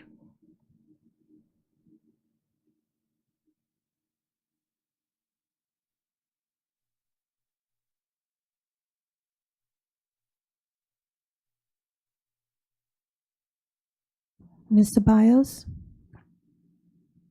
I was on the wrong page. You're on screen as well. Yeah, I was still admiring the policy. Me too. I was like, where's the yay or nay on there? But it was on the other screen. I'm glad I wasn't the only one. We were filled with excitement and joy. Motion carries, and I do want to comment on this one. Congratulations to everyone involved in this. But I will also add that we need to make sure that our staff also have the support to be able to get this policy done. Because that is a high demand, a high task, a high order from us as a board. So we need to make sure that we support our staff to get this done in regards to capacity as well. So congratulations. We'll move on to 9.0, 9.1, board members. And we will be starting to my left and then going back over to Ms. Alexander. But our first board member will be Ms. Chahusky. Ms. Chahusky. Thank you, Dr. Wyatt. It's been a wonderful 2 weeks since we last met. We've had a lot of activity. One of the first things I wanted to talk about was a number of us were at the San Gregorio High School groundbreaking for their culinary center and their pool. And I am so excited about what that is going to look like. Thank you, Mr. Precy. It's going to be state of the art and amazing. So I'm really excited. I can't wait to see the final product and have them have a cook-off that we can go and observe the Food Channel. We also went to the Arrowhead United Way women's luncheon, which was well attended at ThinkWise, hosted by ThinkWise, and that was also a really great event. Congratulations to Middle College High School and Mr. Espinoza. They had their 10-year anniversary celebration, and it was really exciting, and they planted a time capsule, and in that time capsule, they're going to open that in the next 10 years. So hopefully I'm still around, and we'll get to visit when they do that. The other thing that I attended was the Read Across America at Vermont Elementary School. And that was just so much fun. I read Where the Wild Things Are with 2 third grade classes and a first grade class. And we had such a good time. It was a rainy day. And so I was really nervous because of rainy days and little kids usually means lots of wiggling. So Where the Wild Things Are was perfect because I could get them roaring their terrible roars and gnashing their terrible teeth. And then I can't remember how we got on it, but in the other third grade class, we got on to spelling Mississippi. So I did the old Red Foley song, the M-I, crooked letter I, crooked letter I, and had them dancing so they could go, because they were more wiggly than the first class. And we just, oh my gosh, it just did my little teacher heart so much good. And I just had so much fun because they were just adorable. And thank you to all of the different community partners that were there. Supervisor Baca was there, and Tom Mabry from the Sheriff's Department was there, and just so many people. I'm sorry I can't remember everybody that I saw, but it was really exciting. I was surprised, Miss Abelis Grande, that you barely mentioned it in your inspiration today, because this morning I heard that today is National Puppetry Day. And so I automatically thought of you. I didn't even know there was a National Puppetry Day, but I thought about you and your wonderful puppetry. And I hope someday when we're at a school site together, I get to see you doing your puppets in there. Don't encourage her right now. No, I said at a school site. I said at a school site. Unfortunately, I again have to end on a sad note. One of our teachers from Cajon High School, she's a special education teacher. Her name is Brandy Bartley, and she was on vacation with some of our other folks from our district, and unfortunately she passed away suddenly while she's on vacation. She's young, and it's just devastating, just absolutely devastating. So I'm hoping that, that we can close. Yeah, in her we honor, did plan 'cause on it's, that, but thank you for and letting my heartfelt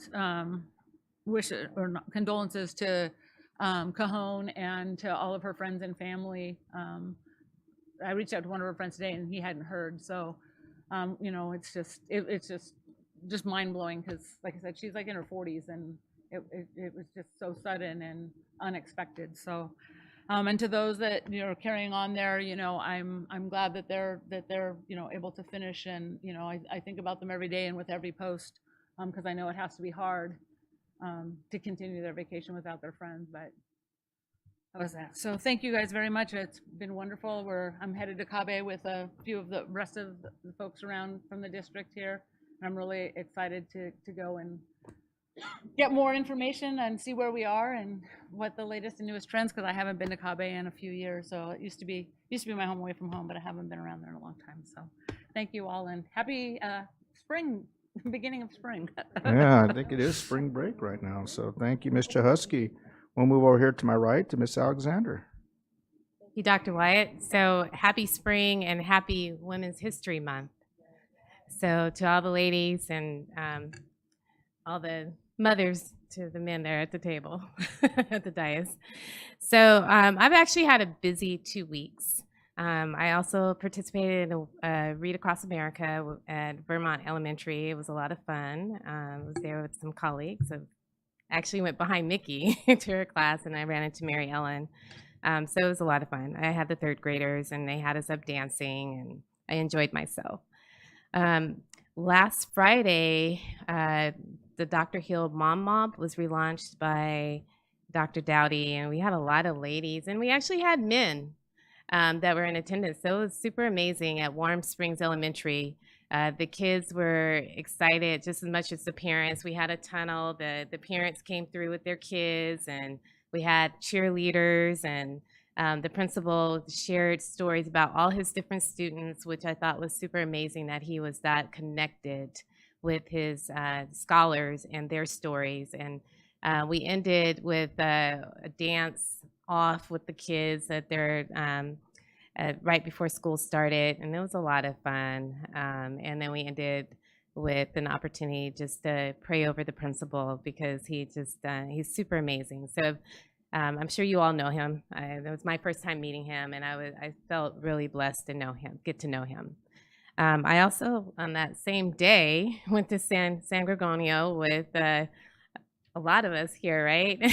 And I felt as if also the Aquatic Center and the Culinary Arts Center for the groundbreaking was amazing. And for me, it was very special because it was my first one with the school district, and very impressed with the students and even the band that participated and the color guard.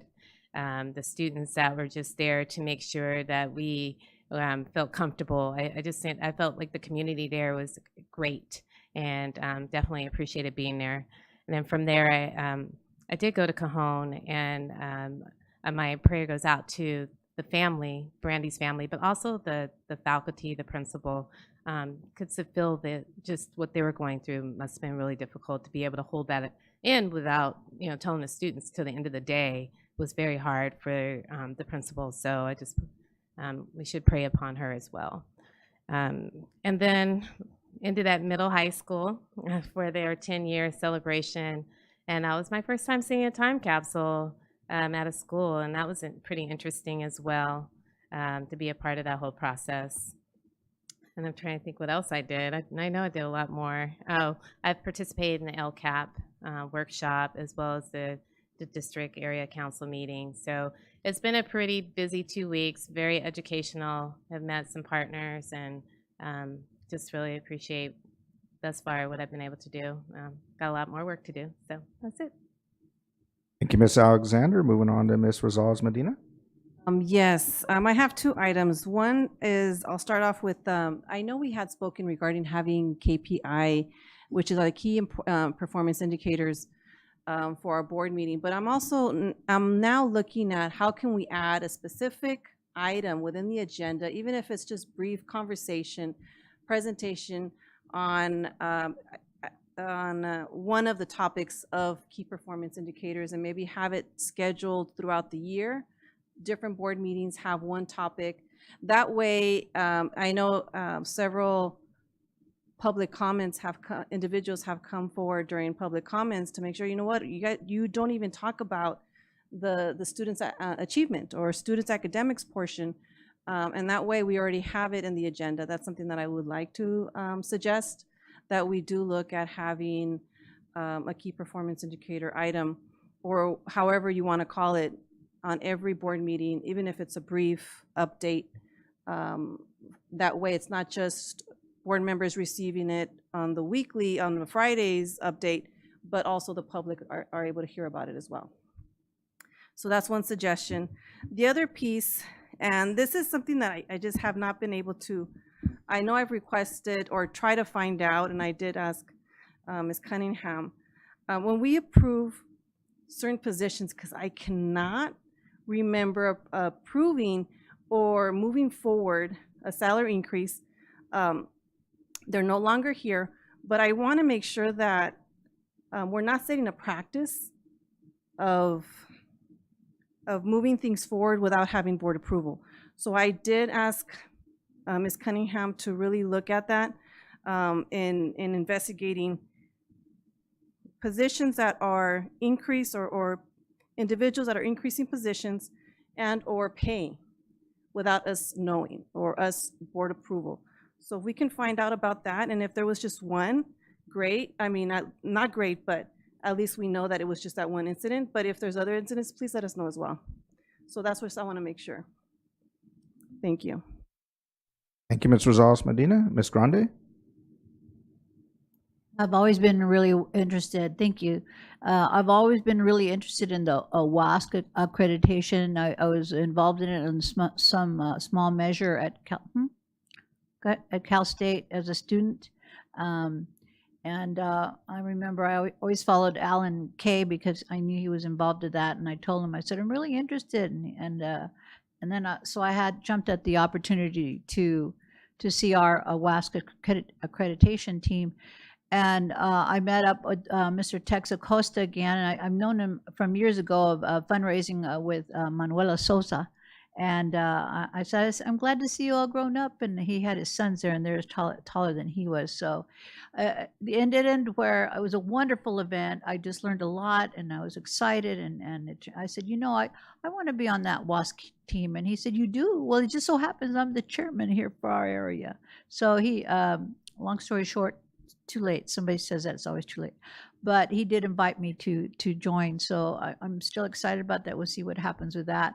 I also participated in both the East Valley and the West Valley of the student advisory panel, and they both were I was just blown away.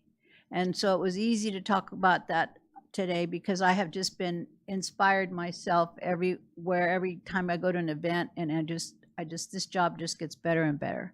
And I just can't wait to get up in the morning and see what else I'm behind on doing because I'm so busy. But I don't know what I'll be doing next year, but right now I'm truly enjoying every moment. And I just want to say thank you all for your continued support. And I did finally bring out my puppets at the third class. The first two classrooms, I told the story of Chato's Kitchen, my all-time favorite, because I like doing all the voices and the orale, I like doing all those things. And so I'll tell you some other stories that I like about that. But the older kids, I was almost away, and I took my puppets, but I was just, I had to wait and feel it because I don't want to scare children, and it can be scary. It can be scary. And Mr. Huxley ran into me and goes, oh, do you have what I think you have in that bag? And I go, yes. I couldn't lie to her. And she goes, oh, and she turned around, she told the teacher, and then she told the kids. I was like, oh gosh. She goes, oh, well, I know you love me. Just wait till you see Mrs. Grande. I said, oh my God, why could I had to open it up. I go, okay, just a friendly guide, no scary guys. So I brought out one of my little duck puppets, and they fit on so good. So I did a little bit, and I said, okay, he tells a joke. All right, so here it is. All right, and then I'm going to show you how to do it. And so my little puppet, it says, I said, I have a joke for you. All right, you have a joke for me. What is it? Why did the chicken cross the road? I don't know. Why did a chicken cross the road?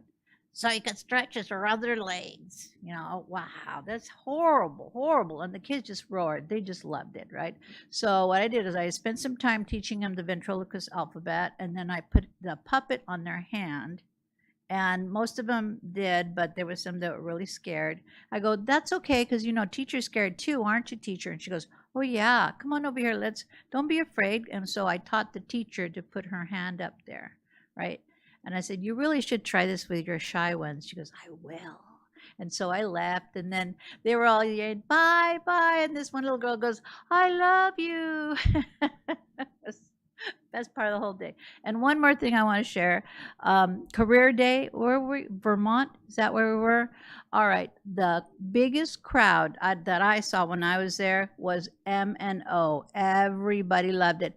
And what they loved the most was that great big truck. And I said, how come we can't let them go in there and see? That's like a hardware store, because you should see all the great stuff.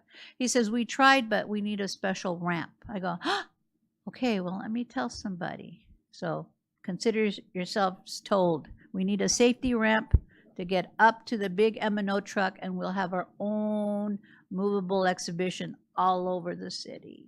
Yeah, we won't have to try so hard to get M&O employees. We're going to grow our own, Dr. Funches. We're going to grow our own M&O. We just got to put them in a big truck while they're young. All right, Diane. Thank you, Ms. Grande. And I had to act out Chato's Kitchen when I did my multiple subject credential. I think I was Cool Cat. Is that one of the name of the characters? Novio Boy. That was him. I was Novio Boy. That's good. All right, Vice President Tillman. It was a great book, by the way. No comment by Vice President Tillman. Thank you, sir. Ms. Ceballos. Thank you. Oh my goodness, I love you, Miss Abelis Grande. You and your puppets. One day you ought to bring here and share during your board comments a little bit. But anyway, I am encouraging her. I did just want to make a quick clarification. I guess last board meeting, there were some comments that I had made in regards to school psychs and counselors not seeing students, and I guess what I'm going to go back and correct some of that, because I really appreciate those of you who reached out to me and said, hey, Myra, you said some comments and we know that's not the way you meant it. And so thank you for giving me the benefit of the doubt and the opportunity to correct myself. So here I go. So at the last board meeting, there were some ladies that came before us that were sharing with us some of the programs. It was an external partner, and I had said something along the lines that, the more the merrier, the more that we can get partners like that and people to come in and help and connect with our students. I'm all for it, because as we know now more than ever, our mental health and our social emotional areas for our students are, it's highly needed. And when I said that school psychs and counselors didn't meet with students, I didn't mean that they didn't meet with students, because as we all know, school psychs and school counselors are always meeting with students and they're super busy. However, based on my experience as a school psychologist and based on my experience as a parent, and as well as having friends inside and outside the district that are school counselors, we don't always get the opportunity to meet with students on that one-on-one basis to provide more intensive types of supports. School counselors are always meeting with students. At the high school levels, they're meeting with them on for academic reasons, making sure they're on track to graduate and things like that, as well as applying for FAFSA and college applications and so forth.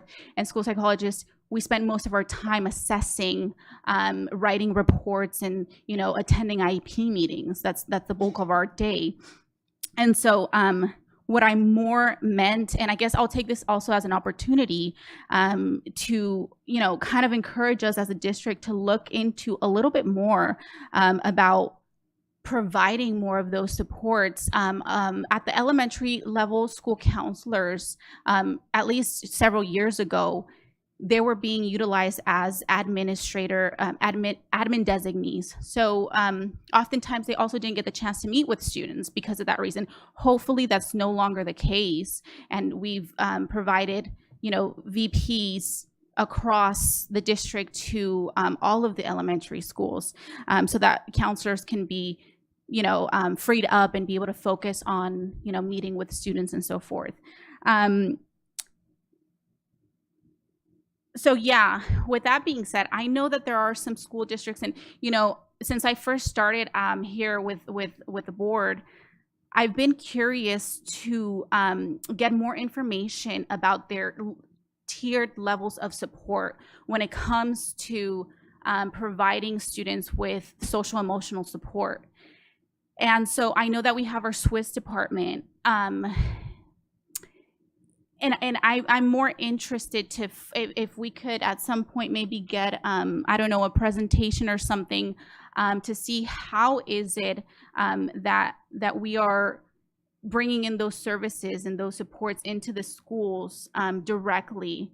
I know that there's other districts that separate their counselors. For example, they'll have counselors at a school site that are designated to provide like academic support, type of support. And then they'll have another team to provide that social emotional piece and component to the students that will focus on their tier 1 and tier 2 levels of support. I know that here for us, we do have that tier 3 level of support when it comes to like ERMs. It's that one-on-one, but that's for special education students only. And I know that we have our HEART team, and that's through the Swiss department as well, and they provide that one-on-one support. But again, I think just the level of need that we have is that much more greater, and we ought to look more into bringing those services. And I know that we partner with outside organizations like Victor Community Service and things like that, but I think that we ought to bring those back into the schools. And so that's all I meant. No harm or ill-intended. I do apologize if it came off wrong. And I don't have a lot of time, but I do want to address Virtual Academy. I did ask for enrollment numbers. I know we're up to 803 currently. I'm curious to know where we were last year. I did see the projection on the Friday update that we're projecting to have 1,166 students enrolled next year. I'm just kind of curious where we're getting that projection from, and then how are we also supporting Virtual Academy to continue to grow? Or is it that we're doing away? Is it something that we just opened during following COVID? For those students, or if that's something that we're going to continue to have and hold. And then lastly, I do want to know if we continue to shrink those numbers. And I'm really sorry. I never go. Just let me finish. I do apologize for all those minutes I haven't taken. I'm really curious to know if we do continue to shrink the Virtual Academy. How are we going about relocating our staff? How are we making those decisions? Because I don't believe that distance learning is for everyone. It's not for every student. And similarly, distance teaching is also not for every employee. And so I'd be curious to see what our process is and how we're going about, deciding who we're going to keep and who we're going to relocate. Thank you so much, and I do apologize. I'll end 2 minutes, next board meeting.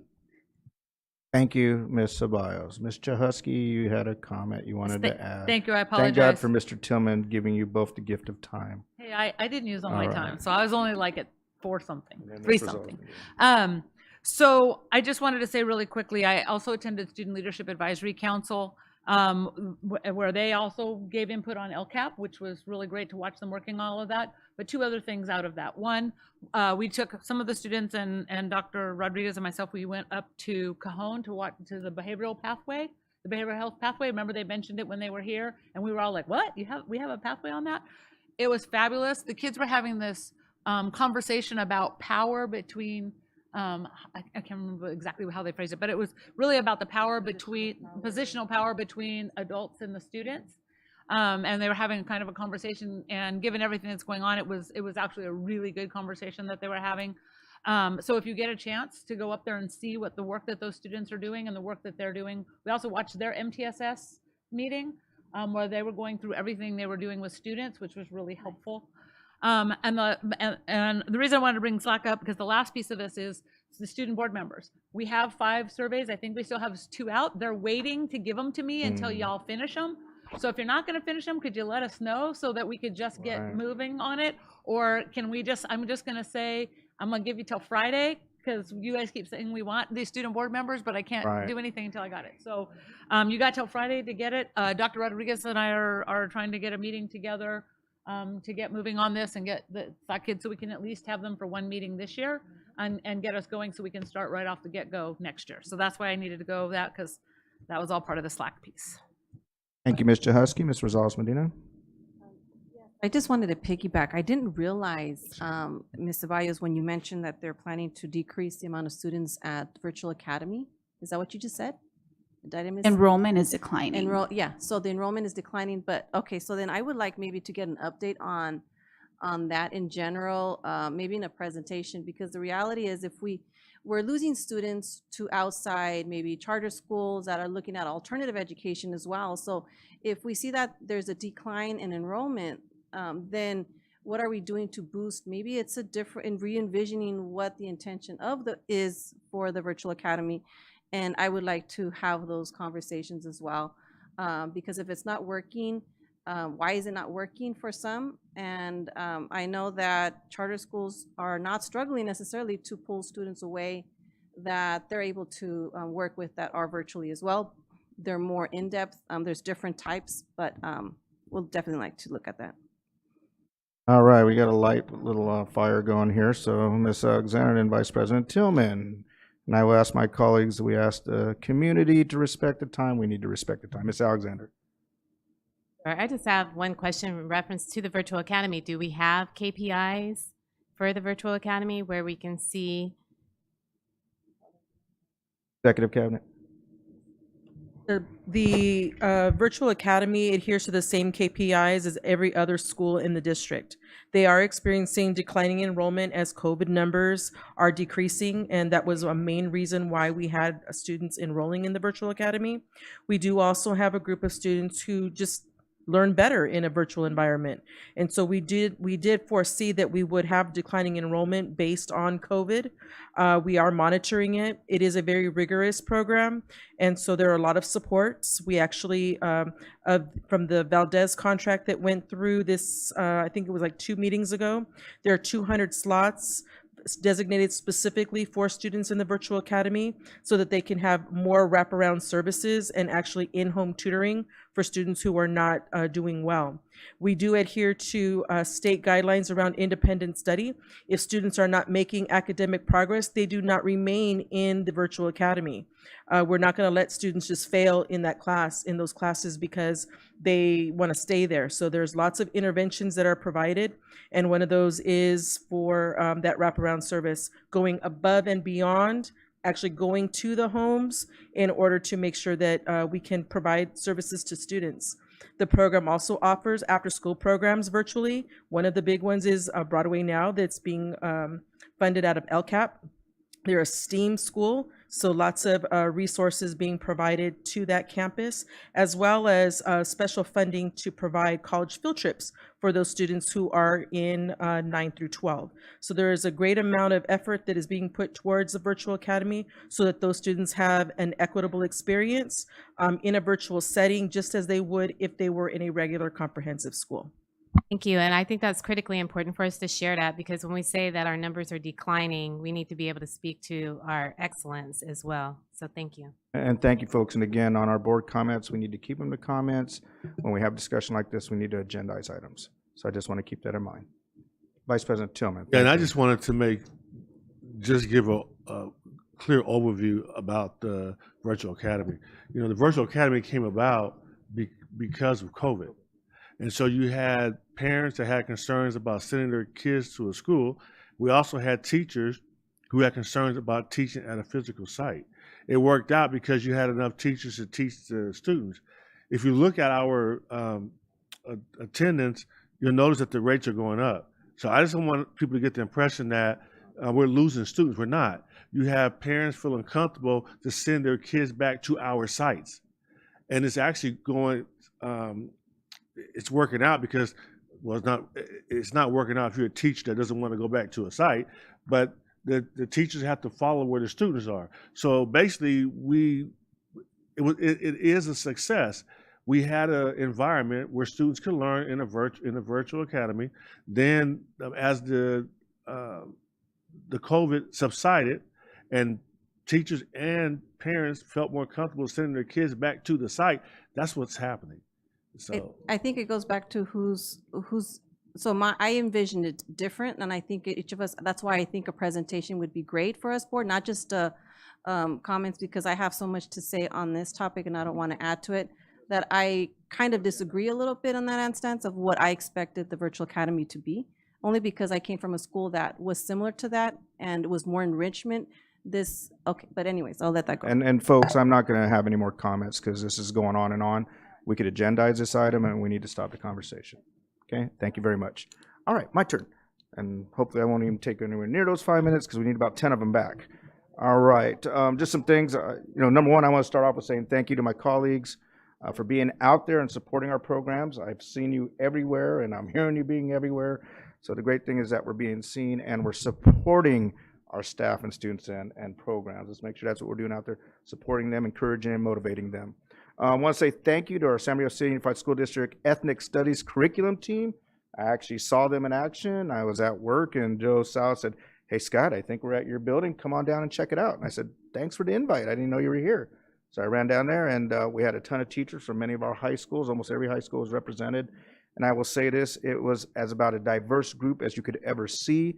So that was pretty awesome as well, representing all the different cultures in our community and highlighting that in our soon-to-be ethnic studies. And I think that's the beauty about that. So great job to our team. And Joe, thank you for the invite. San Diego County Young Artists Gallery we had last week as well. And I don't know if all of us knew about that, but I kind of got like a last minute invite that as well from Principal Bernardo Valenzuela. And I am so glad that he gave me that invite because I shot over there right after work and said, wow, our kids were at Cal State San Bernardino. We had a student, Corina Gomez, who's a junior at Royal Valley High School, who had best of show. You have to see her artwork. It is absolutely phenomenal. It was just this absolutely incredible sculpture. And I'm sure we have a picture of it somewhere. We need to probably put it on our website because that was impressive. Not just her, there were many other amazing scholars there that, again, their creativity is just the best of the best. And I always say I will put our kids up against anybody in the county, and in this case, won the county. So great job to Ms. Gomez and our instructors as well, our teachers. And I did bend her a little bit about the Making Hope Foundation, so hopefully they're going to have an art display, presentation, and auction at our Making Hope Happen gala. So thank you to all of them. CSBA Legislative Action Week. I know some of us were there. Ms. Chahusky, thank you again for joining me. We got to talk with James Ramos's office, Assemblymember Ramos, Assemblymember Holden I got to meet as well in the afternoon. And we did tackle some of the assembly bills that are out there looking for full funding for LCFF and also zero impact to the AMM grant, which is art, music, instructional materials. We don't want them touching that either, so we want them both fully funded. The AMM grant does have a lot of flexibility, which I think is great, and we could really enhance our programs, and not just our programs, but school programs across the state. As we heard earlier, the Sanji groundbreaking, I have to admit, I was a little bit jealous of my colleagues. It only took me 8 years to go to a groundbreaking ceremony, and some of them did it in like 5 months or less. So congratulations to them. I felt like the old timer that hadn't seen anything. Middle College High, again, fantastic celebration. Congratulations to our students, staff, and families. Really proud of you for all you've done. And thank you to our local politicians that showed up as well. I talked a little bit about collective impact and what it's going to take to change this city, change this county, change our district. We can't do it alone. We know that. So thank you to Mayor Tran, County Board Supervisor Joe Baca Jr. If I'm missing anybody, forgive me. But, James Ramos's office. And who else? Help me out there.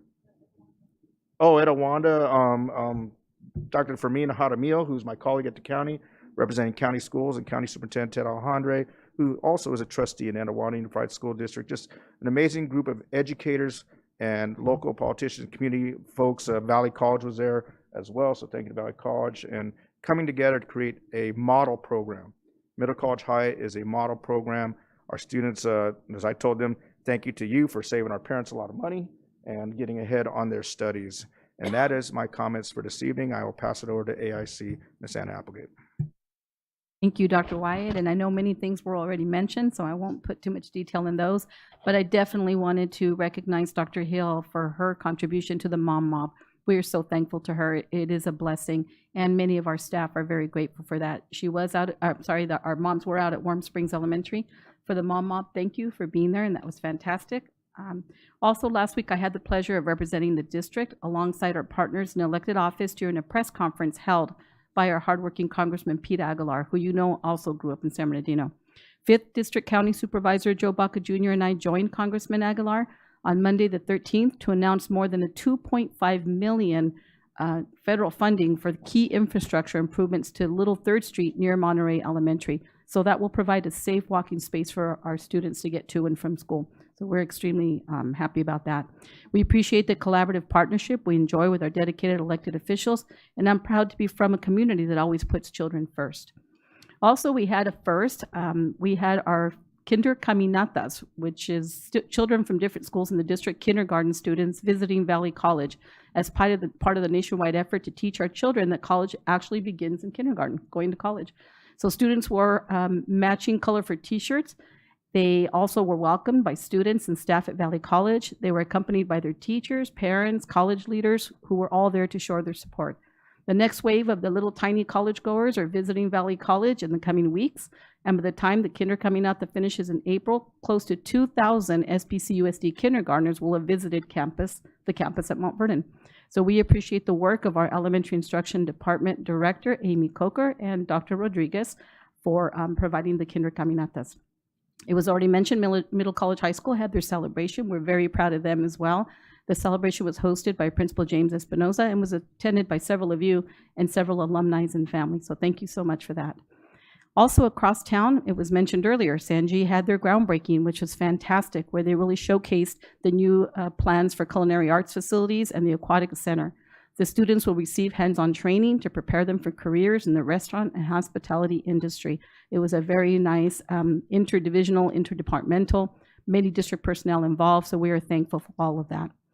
And we invite you to join us for the next tour stop coming to the city's west side on April 5th at Martin Luther King Jr. Middle School, where we'll be celebrating the grand opening of the school's library and remodeled administration building. So we hope to see you all there.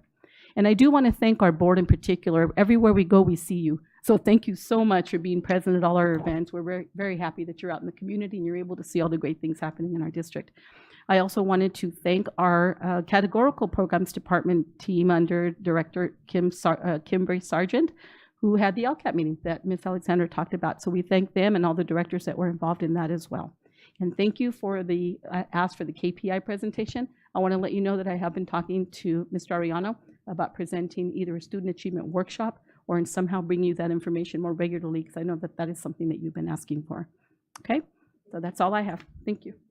All right, thank you, Ms. Applegate, for your words of encouragement. I see a light on Ms. Marion Grande. You had a comment, a question for? I just want to say to Dr. Applegate, when you go to the Caminata to San Bernardino Valley College, is that what it's called?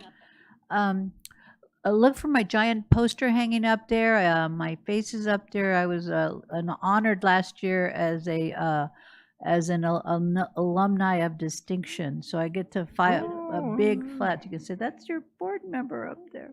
Thank you. All right, thank you, everyone.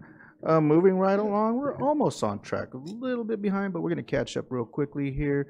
Approval of Personnel Report number 15, dated March 21st, 2023, which contains actions such as hiring, retirements, resignations, promotions, and terminations. As presented. So moved. Second. It was moved by, I believe, Ms. Rosales Medina, seconded by Ms. Chahusky. Discussion, Vice President Tillman. Yes, I wanted to say to Ms. Rosales Medina, you know, the items you talked about in terms of reclassifications and money, everything is in the personal report. Now, there are times when, and I'm sure it'll happen with our new superintendent, if there's items pertaining to administration or new positions, then we shouldn't have to make sure we read through the entire personal report to be aware of that. It's up to the administrators to tell us there's something that at first I need approval of, and I Right. want to go in this direction. And then now that we've done it, it's agendized so that we know. We shouldn't have Right. to find it ourselves. But it's going to be in the personnel report. No, so I'm referring to, and I'm glad you brought that up. I'm not referring to these positions. I'm referring to the ones that are part of the cabinet, part of the ones that we're the ones that end up having to look at those No, I agree. individually. But my point is, if you go back and look at prior personal reports, all those items were in the report. But what you're suggesting is that it should have been pulled out and the board should have been advised. And that's happened in the past. You wouldn't just put it in the personal report and get it passed without us knowing it. Right. There has to be some fidelity there. Right. Where the administrator knows that this is something that's not usual, and so I want to make sure the board is aware of it, and that the board approves of it. Exactly. Exactly. Thank you. There is a correction in here. I don't know if it's a big deal, but they did add a newest board member, but they put the rate as an hourly rate. I don't know if it makes a difference because it says hourly, Dr. Funches, versus per meeting. I can take a look at it. I don't think it's has anything to do with us having to pull it or. becoming a But I problem. guess so when we approve it, we should make the change that it's the amount, the rate should be per board meeting. And you can do that, and we'll take All right. care of it on the back end. Perfect. Thank you. Yes, sir. All right, thank you. Any other discussion or comments on that? 10.1. Okay, let's go ahead and vote.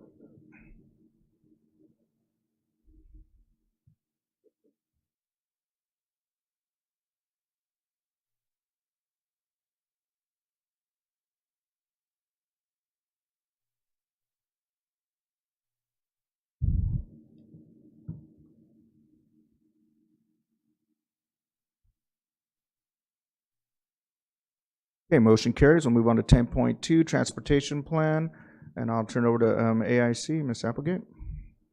Thank you, Dr. Wyatt.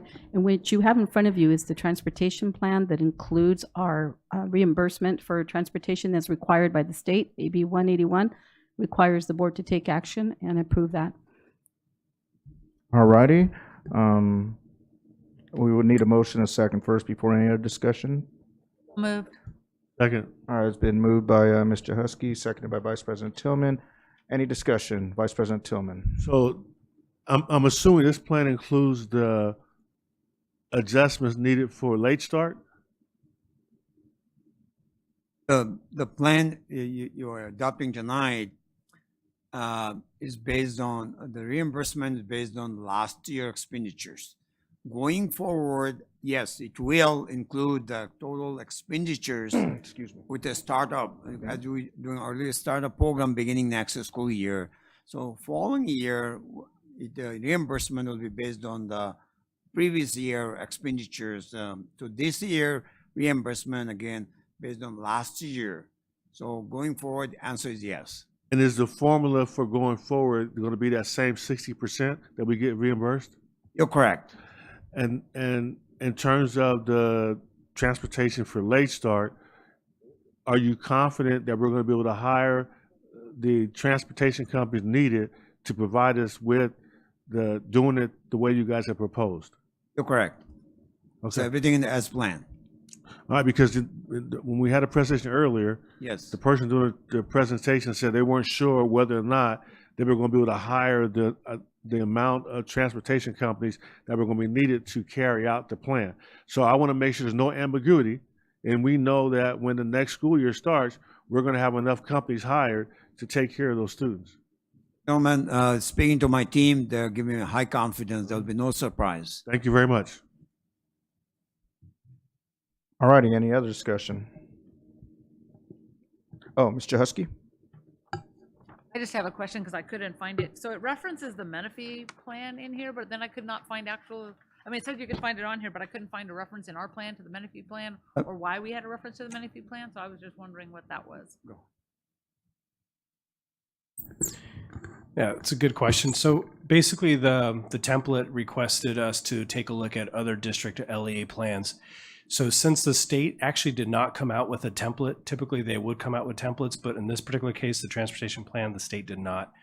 So what happened was Riverside County through Menifee Union actually created the first template, and a lot of districts statewide adopted the Menifee Union district plan. So they provided it to Riverside County Office of Education. And then from then, they then spread it out to a lot of other districts and said, hey, we recognize the state has not provided anyone any guidance on what to do for a transportation plan. This is what we came up with and adopted. And then the rest of the state transportation departments kind of latched onto that and said, okay, we're going to move with this singular vehicle. So what we did is we did reference that plan and we put the hyperlink in there. Thank you. Mhm. That answered my second question because they're so much smaller than we are. So I'm like, why Menifee? Mhm. But that explains it. Thank you. Yeah, so they were much. the first one to the party. All righty, Ms. Ceballos. So, if you could just really quickly, like either confirm or, I guess deny. It sounds funny. I was looking over this and it just seems that we're continuing to do what we've been doing. So you've broken it down, general education, transportation. It includes the 2.5 miles for middle school, 3.5 for high school. That's already policy that we have. The MTC program is something that we're already doing.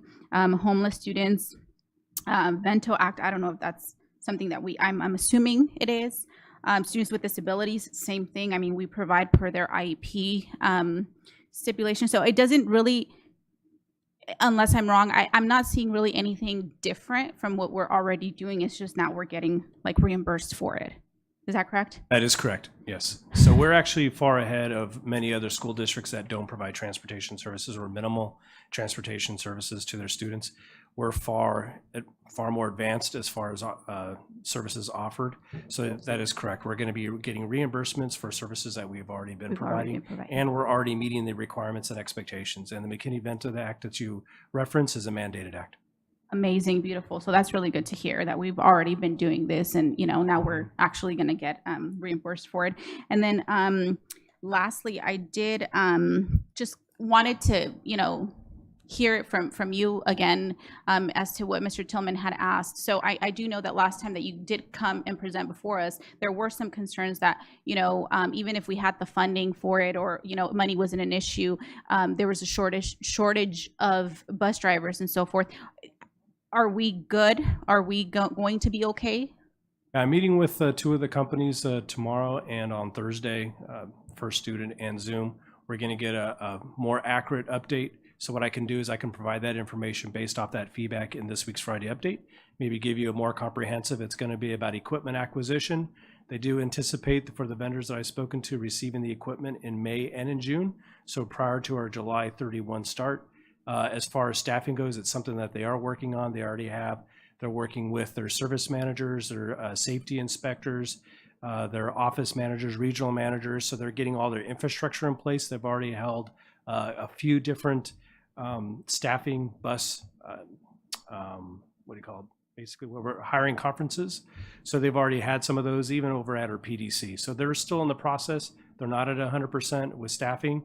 So I think it'd be a little premature to say we're 100%, but we're working towards it and we're working in accordance with the plan that was laid out back in January. So I think we're meeting the metrics. I'll have a more up to date on this Friday based off the conversation I have tomorrow and Thursday. Perfect, and I appreciate that because even though we're going to continue to do what we've already been doing, we are doubling basically because we're not staggering our bus, we're not, switching, so we're just duplicating because we're adding more buses to be on the road at the same time because of this late start thing, right? That is correct. Okay, Yeah, we're going up to 350 bus routes. Wow. Okay, thank you. All right, thank you, Ms. Alexander. Respect of looking at the different bus companies, are we making sure that we're looking at local companies or what is our strategy? Yeah, that went through an RFP process. We communicated it out. We actually, the initial response was over 100 companies. It quickly then dwindled down. I think once people realized what the scope of services were and then those that were able to provide those services. And again, we're also looking for yellow bus. So there's several within that 100 that were not even going to be able to meet our needs, but they're interested. So they downloaded the RFP. So this RFP actually goes out on an electronic basis. So we're not necessarily picking up the phone any longer. So it's going out and it's communicating that way. So they download it, then they determine whether or not they're going to respond. And then through that entire process, we can actually track what the vendors are looking at doing. And then they're actually submitting the RFP. In the end, we wound up with 4 vendors that submitted the RFP, and we chose 3 of the vendors that were providing the yellow bus service. Right, and I understand that. So we have a lot of macroeconomic pressures, though. So how do we account for any potential where maybe we have one baseline, but now we're looking at a larger pool, and that might impact our budget? Is that taken into consideration, or you just have like one flat rate that you're looking at? Could you rephrase that question in a Well, different way? I looking wanna at make sure. with macroeconomic pressures, you know, with inflation, bottom line, there might be an increase. So how are we projecting how we're going to handle that if that Okay. happens? All right, so we do have negotiated rates with them, so that's already been finalized. That those contracts have been set. Okay. So the service expectations, service requirements, and fees for those services have already been established through the RFP process. Okay. So that contract's been set, and that's going to be in place for the next 5 years. Thank you. But then it'll be up to Mr. Islam to ensure that we have the money to pay for it. Yes, Mr. Tillman, we took the plan is approved by the board. All due respect to all members of the board, we carry on and we built everything into the plan going forward. Yes, answer is yes. All righty, if there isn't any other discussion, it was a motion properly second. Let's go ahead and vote on it.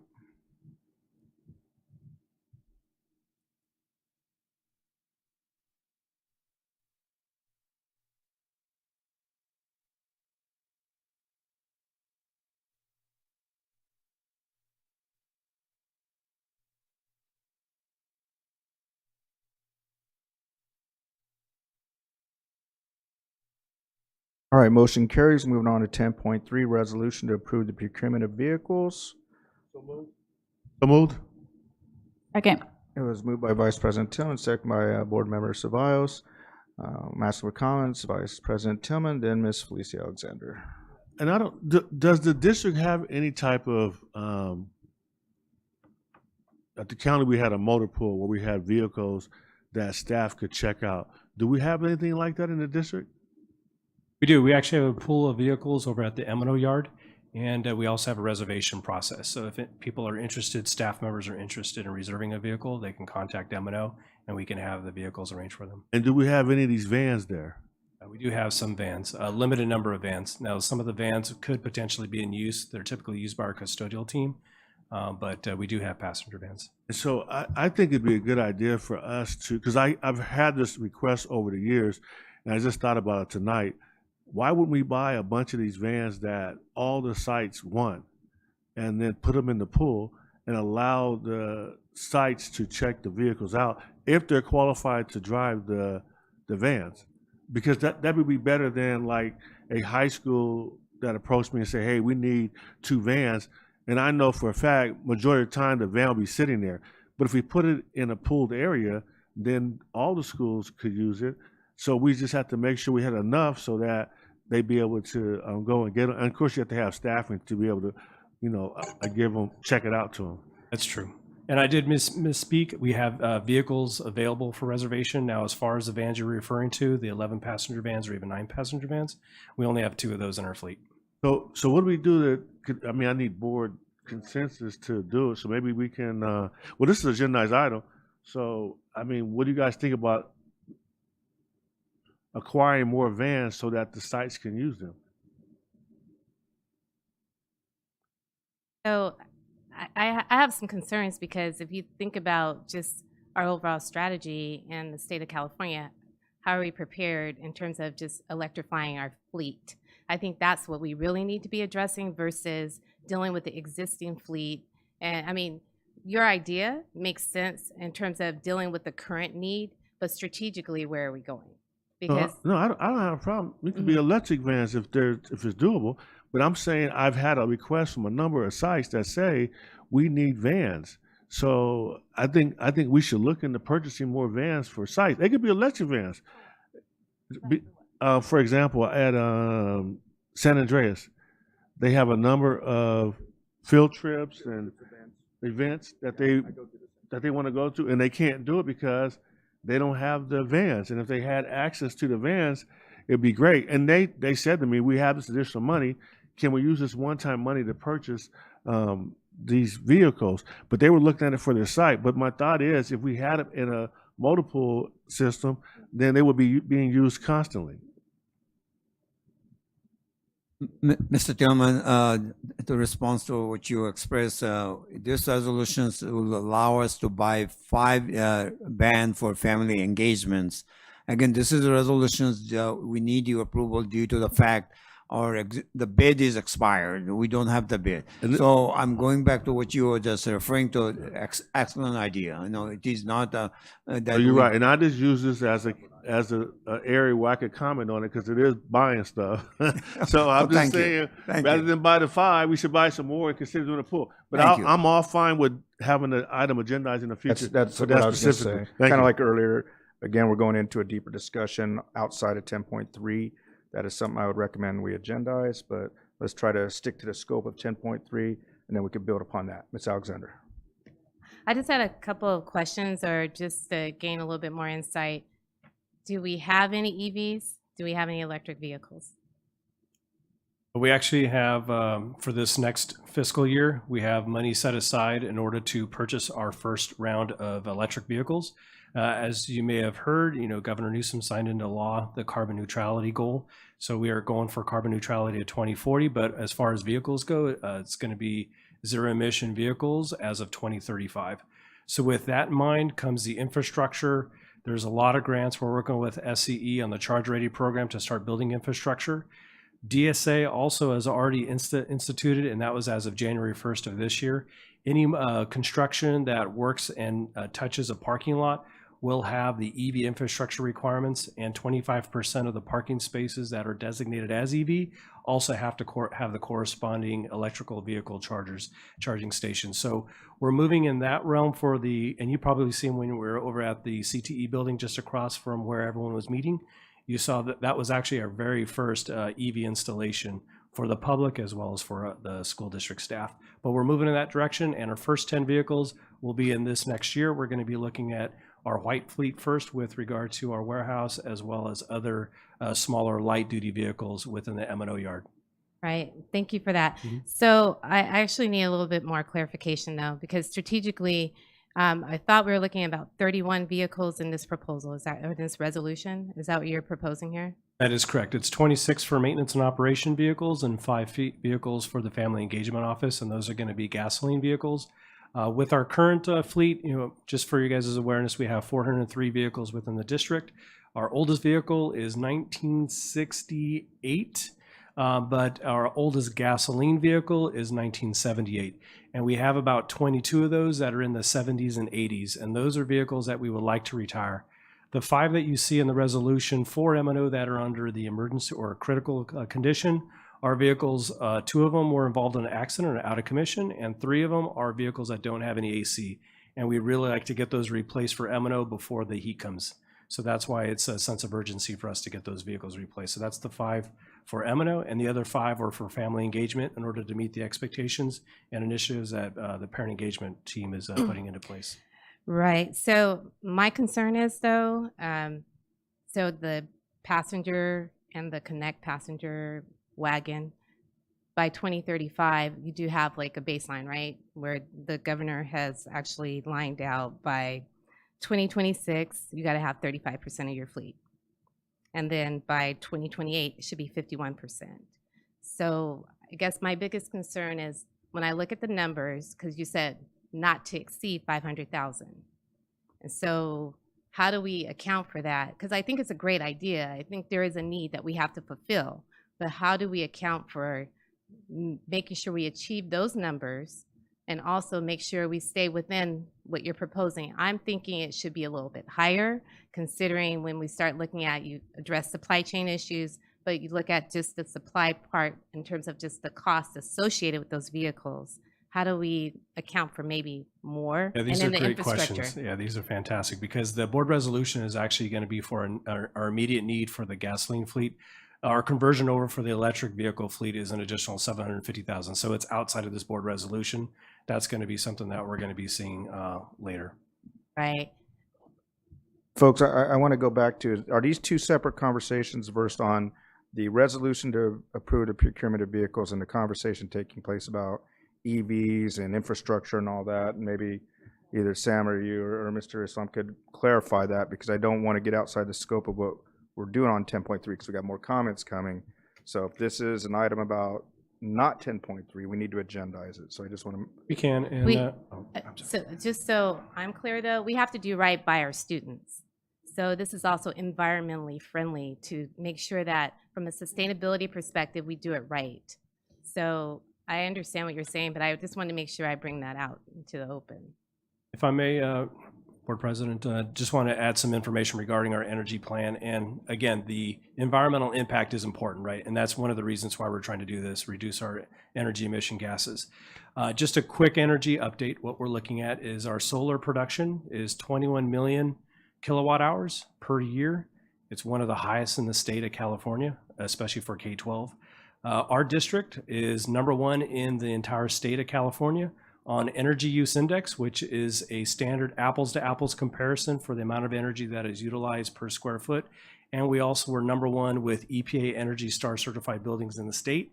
And we're #4 in the nation.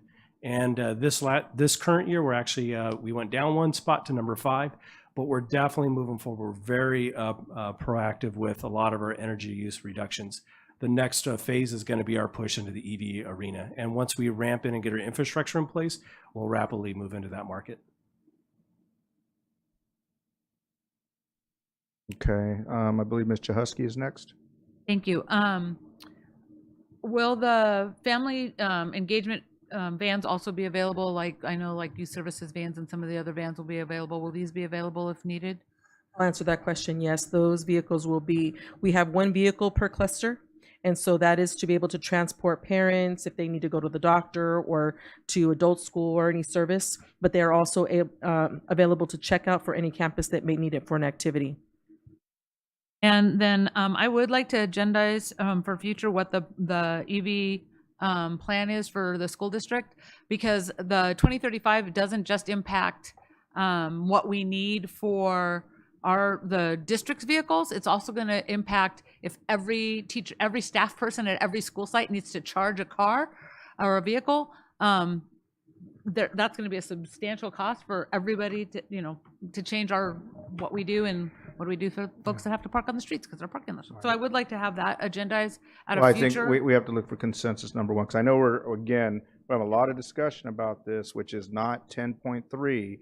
So I recommend we agendize it and not talk about it anymore.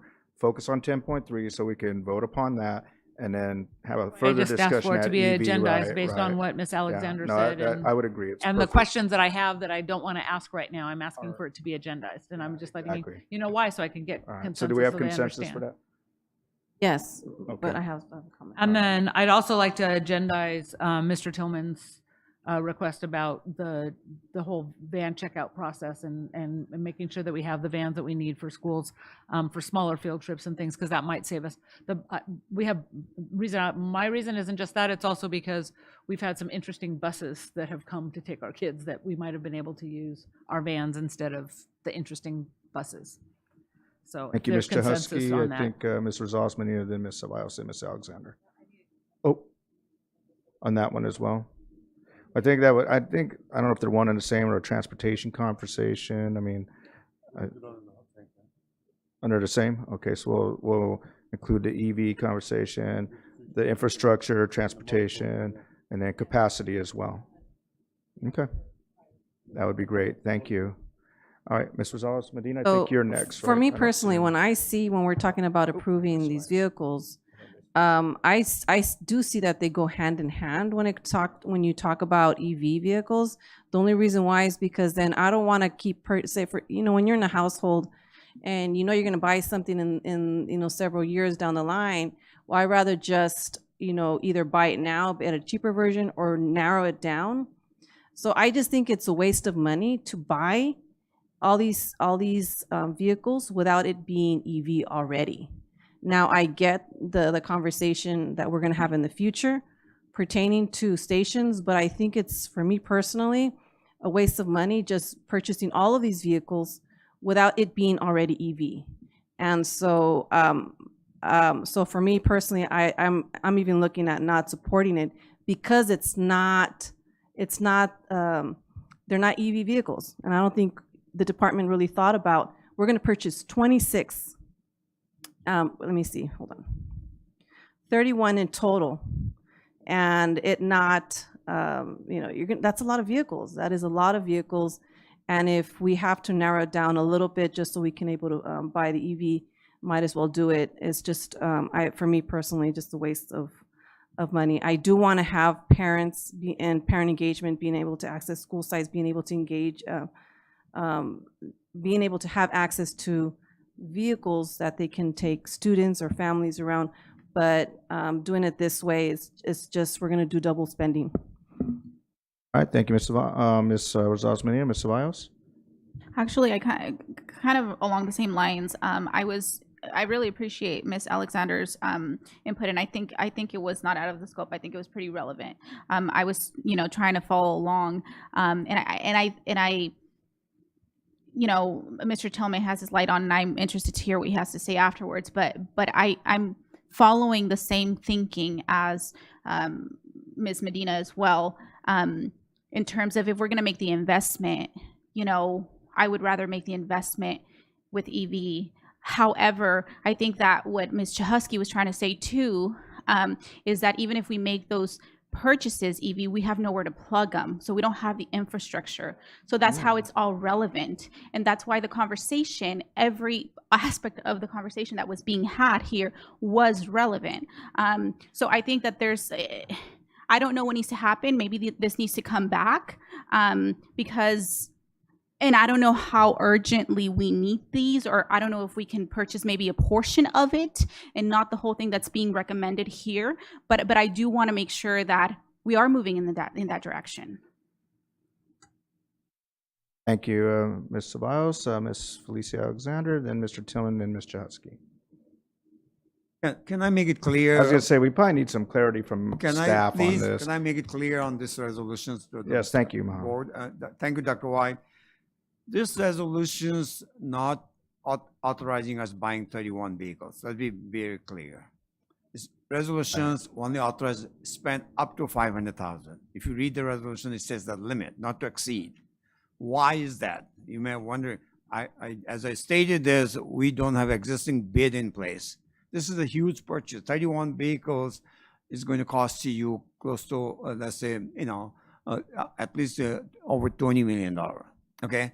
So this resolution is a temporary, the bridge in the need of this district right now. We have transportations currently in M&O and out. We have total 497 vehicles in operations. Majority of them is 20 years and old. It's like driving an old car. It can break anytime. It's not reliable. Safety is the issue. So why is the urgency of the matter? Why bring the resolution to you, the board? We can't wait. It has an impact to our business right now as we speak. This resolution only authorizes up to max 10 vehicles, not to exceed 10, because the amount is a max 500,000. So I hear you. Going forward, we have no choice. As you heard, 2035, it's a state law. We, being a public agency, we have to comply. Otherwise, we'll be penalized, big time penalty. It's not if, we must. So today's this resolution, I'm asking you, board, as just simply approving these resolutions, giving us to help to replace some of the vehicles our employees are currently driving. They're not the conditions. Our fleet right now, they're old and they're not safe to drive. They're not reliable. So it's not giving authorization to buy 31, number one. It's only up to max 500,000. We are also working on the bid process right now as we speak. That bid will come to you as a board for approval at later date. I hope it makes sense to you both. And it's, by what I'm reading, it's 4 to 5 vehicles. Is that correct? Sorry, the maximum 10 probably, or less than 10. We're shooting for 5 of them for family engagement and 5 of them for M&O. But our critical need is 31, as you see 26 for M&O. We're not taking this resolution to buy 26 today. This resolution only meant for 5. 5 for family engagement and 5 for, M&O, not to exceed 500,000. If 500,000 can only buy 8, we will only buy 8. The amount is a cap. Thank you, sir. Ms. Alexander? Mr. Islam, I guess for me, I just want to get clarification. Did we look at other options in terms of maybe leasing or outsource options versus purchasing? Did we take that into consideration for the short-term need? Well, this wouldn't be a short-term need. This is going to be for a long-term need. So no, the answer is no. To answer your question, I don't want to dodge the question, but it's not a short-term need. Right. So long-term, it still would be out of compliance. Yeah. And I think the reason why it's misleading, because it does start off with you have to, your focus is to 31 vehicles. So that's why the concentration was on that. I did read the language that it should not exceed 500,000. But even looking at the numbers, there's still questions there. So I would think that we probably create some type of baseline, for this. It is a short term because it's not long term. When I look at just even the legislation we talked about, that would be my only concern and something we should take into consideration. Thank you. Thank you, Ms. Alexander. Vice President Tillman? I really think that it's critical that we pass this tonight because staff is asking for it. The process they said they started the process already to purchase the vehicles. Some of them are for maintenance, which means there are trucks and a whole list of things. I know for a fact because I ordered a Corvette last year. It's going to be 14 months, and the man told me now it's going to be another 8 months. So cars, and they says because of the supply chain. So what you don't want to do is delay a process for buying a vehicle right now. So I hear what you guys are saying, and all that's great about the future of EVs, and I'm all for it. But now they need vehicles. They said 2 of the vehicles were destroyed in wrecks. It's only $500,000. We need to expend the money now for these vehicles. The worst thing you could do right now was to vote no on this. It doesn't benefit anybody because no one's going to get the vehicles. The family engagement will not get vehicles for years. If you guys say you're going to wait until you get a EV 11 passenger, whatever it is, van, if they exist. But I'm all for it. But I'm saying for this item, we should move forward with approving it. And then agendize, as we have agreed, we have consensus, we'll agendize what our plan is for future purchases so that staff know when they bring it to us that it's part of the plan. But you were making a huge mistake, and I'm making it clear because I heard some of you say you're not going to vote for it. You will be making a huge mistake if we don't pass this. So I hope we got 4 votes to do it. Thank you. Thank you, Vice President Tillman. Ms. Chahusky? I also hope that we pass this tonight for the reasons that Mr. Tillman said, but also because we just don't have the infrastructure right now for EV, and the cost to do that is going to exceed what this is at this moment in time, and they need these vehicles right now.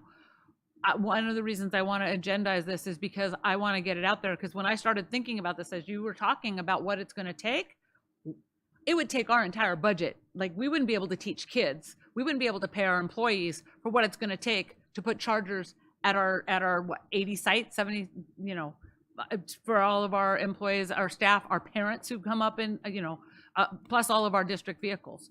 So this is going to be a very complex problem that I'm glad that we're going to start talking about, now, and that we're going to agendize, because if school districts don't start talking about it, there's going to be a mandate by the state that we're not going to be able to meet. We're either going to have EV cars or we're going to educate kids. So just because of infrastructure and the replacement. So I would encourage that we do this while we can. I understand the environment. That's a push me pull you that we're all having right now on how do we effectively do that. And I want you to know that that I hear you, that I think you're right, but I think we have an immediate need versus how the heck are we going to do this? because when you really start wrapping your mind around it, it's huge. And so I think the more that we can talk about it and the more that we can get our staff to talk about it, I think it's something that we're going to have to talk about with our legislators, because the only way that they're going to do it is they're going to have to fund all 1,000 school districts, you know, with the money to be able to convert. And that's going to start a whole nother conversation at the state level, because this is, you know, it's an unfunded mandate at this point that's going to devastate public education. What I'm hearing is that Thank you, it's Mr. Husky. doable. Ms. Rosales Medina? So what I'm hearing, though, it's doable. So I don't understand what this conversation is, that we don't have the infrastructure, when the reality is we have, it's not just our facilities, that we do have some infrastructure for several EV vehicles. We do. We have it at the district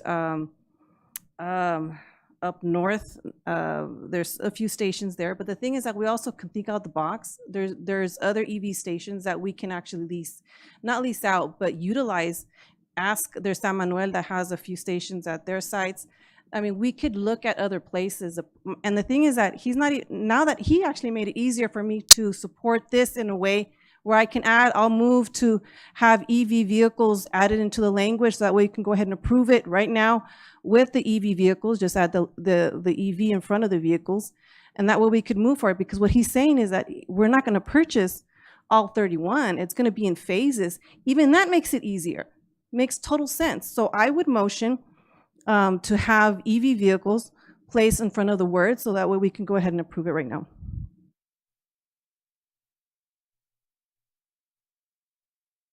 Well, right now there's a current motion and it has been seconded. We're in discussion phase. We can amend a motion and then it would need a second, and then we'd have additional discussion, and then we could vote. Or we could vote as is. I mean, we have a lot of discussion going on right here. In my opinion, this discussion, as we said, is to be agendized. We have an action item. Actually, we call for the question as put the motion on the table. If it doesn't pass, then we'll look for something else. And I was getting to that, Mr. Tillman, because what I want to emphasize, this is an action item for us to act on tonight, right? And we can amend it, but right now there's a current motion and a second on the table. We could vote on it, and if it doesn't pass, then we'll have more discussion. But right now, I feel like we're going round and round, and we need to really focus on what we want to do in the future, which is why we agendized it. So I would ask for a vote right now as it is written, the resolution.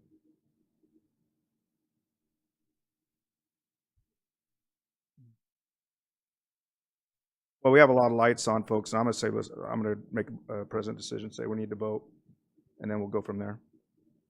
Can I ask one last question? It's going to be very direct. No, it's for the vote. I'm asking for a vote, please. Thank you. And then we could go from there.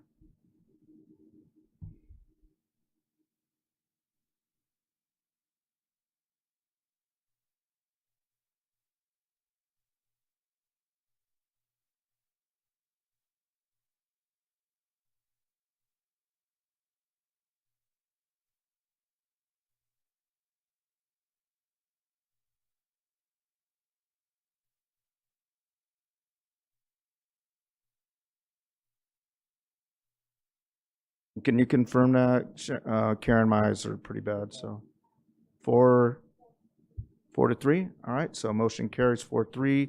We have agendized further discussion for electric vehicles. I believe our future of transportation in the district. Did we miss anything else to agendize on that topic? I just want to make sure that they come better prepared when it comes to future, I feel like there's a possibility that he was not fully prepared to move forward on something that was doable.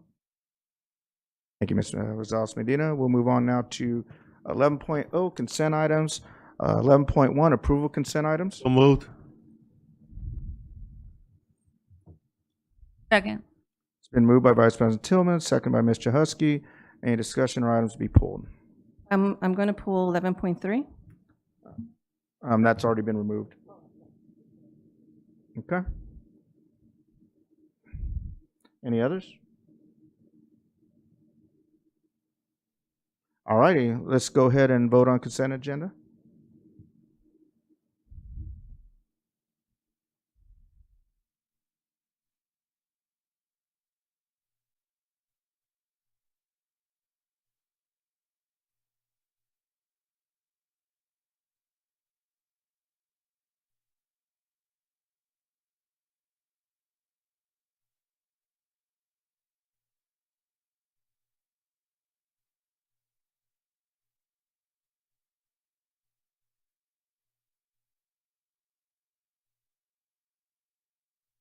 All right, consent agenda motion carries.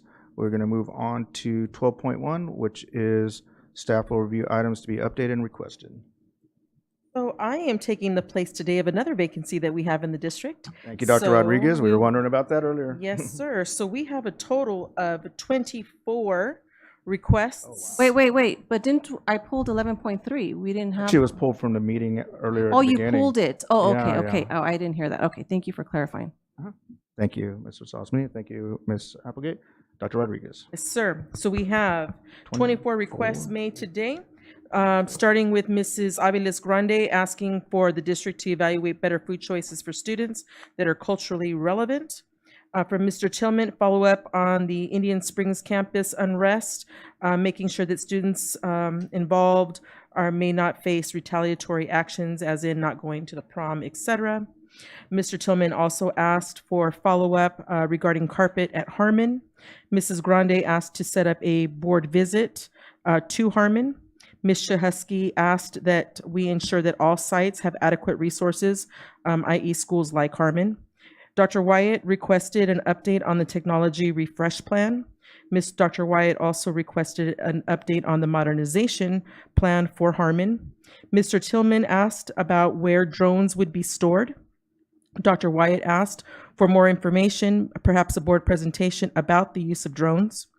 Mrs. Alexander asked the district to ensure equity that schools have access to drones. Mrs. Rosales Medina asked, how can we add a specific item of, for example, one KPI or a different indicator at different board meetings so that it is discussed at every board meeting. Mrs. Rosales Medina also asked the district to investigate salary increases or positions, things moving forward without board approval, for example, cabinet level positions. Mrs. Aviles Grande asked for a safety ramp for the M&O truck to use for career day. Ms. Ceballos asked to look into providing more support at elementary level for school counselors. Mrs. Ceballos also asked about a presentation around SEL for Tier 1 and Tier 2 support. Ms. Ceballos and Mrs. Rosales Medina asked for numbers for enrollment numbers for Virtual Academy, asked how the district is supporting Virtual Academy to increase their enrollment, and how is the district transferring teachers if enrollment decreases. Ms. Chahusky asked about student board members, asked that all board members have, she informed all board members that they have till Friday to turn in their survey so that she and I can move forward with the selection and moving forward with those board members. Mrs. Alexander asked for KPIs for Virtual Academy. Mrs. Rosales Medina asked for a special presentation about Virtual Academy. Mr. Tillman asked for follow-up into buying vans for sites and allowing sites to check out vehicles, a motor pool system. Mr. Tillman and Dr. Wyatt asked about agendizing the buying of more vehicles for a motor pool system. Mrs. Alexander and Ms. Chahusky asked around electric vehicles. What is the plan to bring the fleet of vehicles in the district up to new standards for EV legislation? How do we account for more EV vehicles? And there was consensus to add this as an agenda item. Mrs. Alexander asked for clarification as far as did we take into consideration the lease of electric vehicles to meet short-term need for vehicles in the district. Mrs. Rosales Medina asked if we could look for other places in the area to charge electric vehicles, such as the PDC and San Manuel. And then Mrs. Rosales Medina also asked or stated that the district should be more prepared on something like a plan B for changing gasoline to electric vehicles. Great. Thank you, Dr. Rodriguez. Looks like we have a light on from Ms. Mary Ellen Grande. Yes, may I also add one more proposed visit for us or anyone who would like to go, is to visit the subacute. It was my last assignment as a teacher, and this last month we lost, we had 2 students die, and we had asked the prior year for, I think, some social emotional for our employees, because it is very, and we were told actually just no. And so even though it's a hospital setting and you're supposed to expect it, I mean, that two of our students within the last month, and these are very loved, and if they don't have a guardian or parent, the nurses and everyone who works there loves them. And so I know Lori Quarry, the teacher there in charge. We still have other staff members that are there, and I just want to. We talk about all students and all students and all staff, and this is a very tiny margin, but they're just as important. So I'd like to share that with you. Okay. Thank you, Ms. Mary Ellen Grande. And for clarification, we do have EAP, right? Yes, we do. For those of you that aren't familiar with the acronym, it is Employee Assistance Program. And that, I want to make sure we had it here because I know with county, when I do have staff that we go through such duress, one, I offer our own clinicians, but two, we always offer them EAP. So we got to make sure our employees, our administrators know that for our staff that go through such loss, because I go through loss a lot and I understand that. Ms. Rosales Medina? Yes, just before we close, we want to make sure that we do the moment of silence for the teacher that passed away. But before that, I just wanted to clarify, only because for some reason, I did not hear that 11.3 other than me saying it being pulled. So I wanted to make sure for those that also came to speak. So it was pulled and it was not included and not voted on, just to make sure. Correct. Okay, good, thank you. All righty, and was there any other concerns, questions on that? I believe was pulled during the first where we have the approval of the agenda. Approval of the agenda. I don't, okay, I didn't. Who was it that pulled it? There Okay, you go. thank you. All right, any other questions or clarifications for items, updates, requests? I know that was a lot. Thank you, Dr. Rodriguez. I think a lot of those will be able to be pulled into particular presentations, which will be great because there are a lot of questions today and a lot of good questions and concerns moving forward. So thank you for that. All right, folks, we are at that time of 13.0 closing, so I will ask us to convene again to a moment of silence for our Cajon High School SPED teacher, Miss Brandy Bartley, for her and her family, as well as our staff and our students. So we can have a moment of silence, please.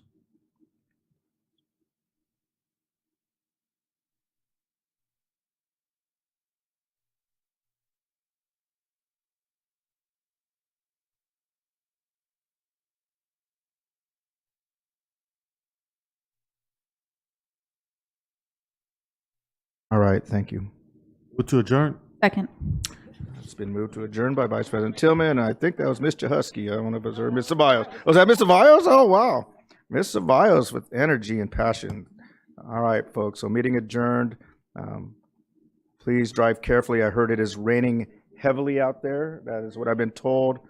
Some of you may be going home to loss of power as well. Electricity is out, I found out, in parts of our town, at least where I live. So check before you get home. Little Mountain area. Yeah, it's gone out twice tonight I didn't know that till right now. So please be careful driving home and going home.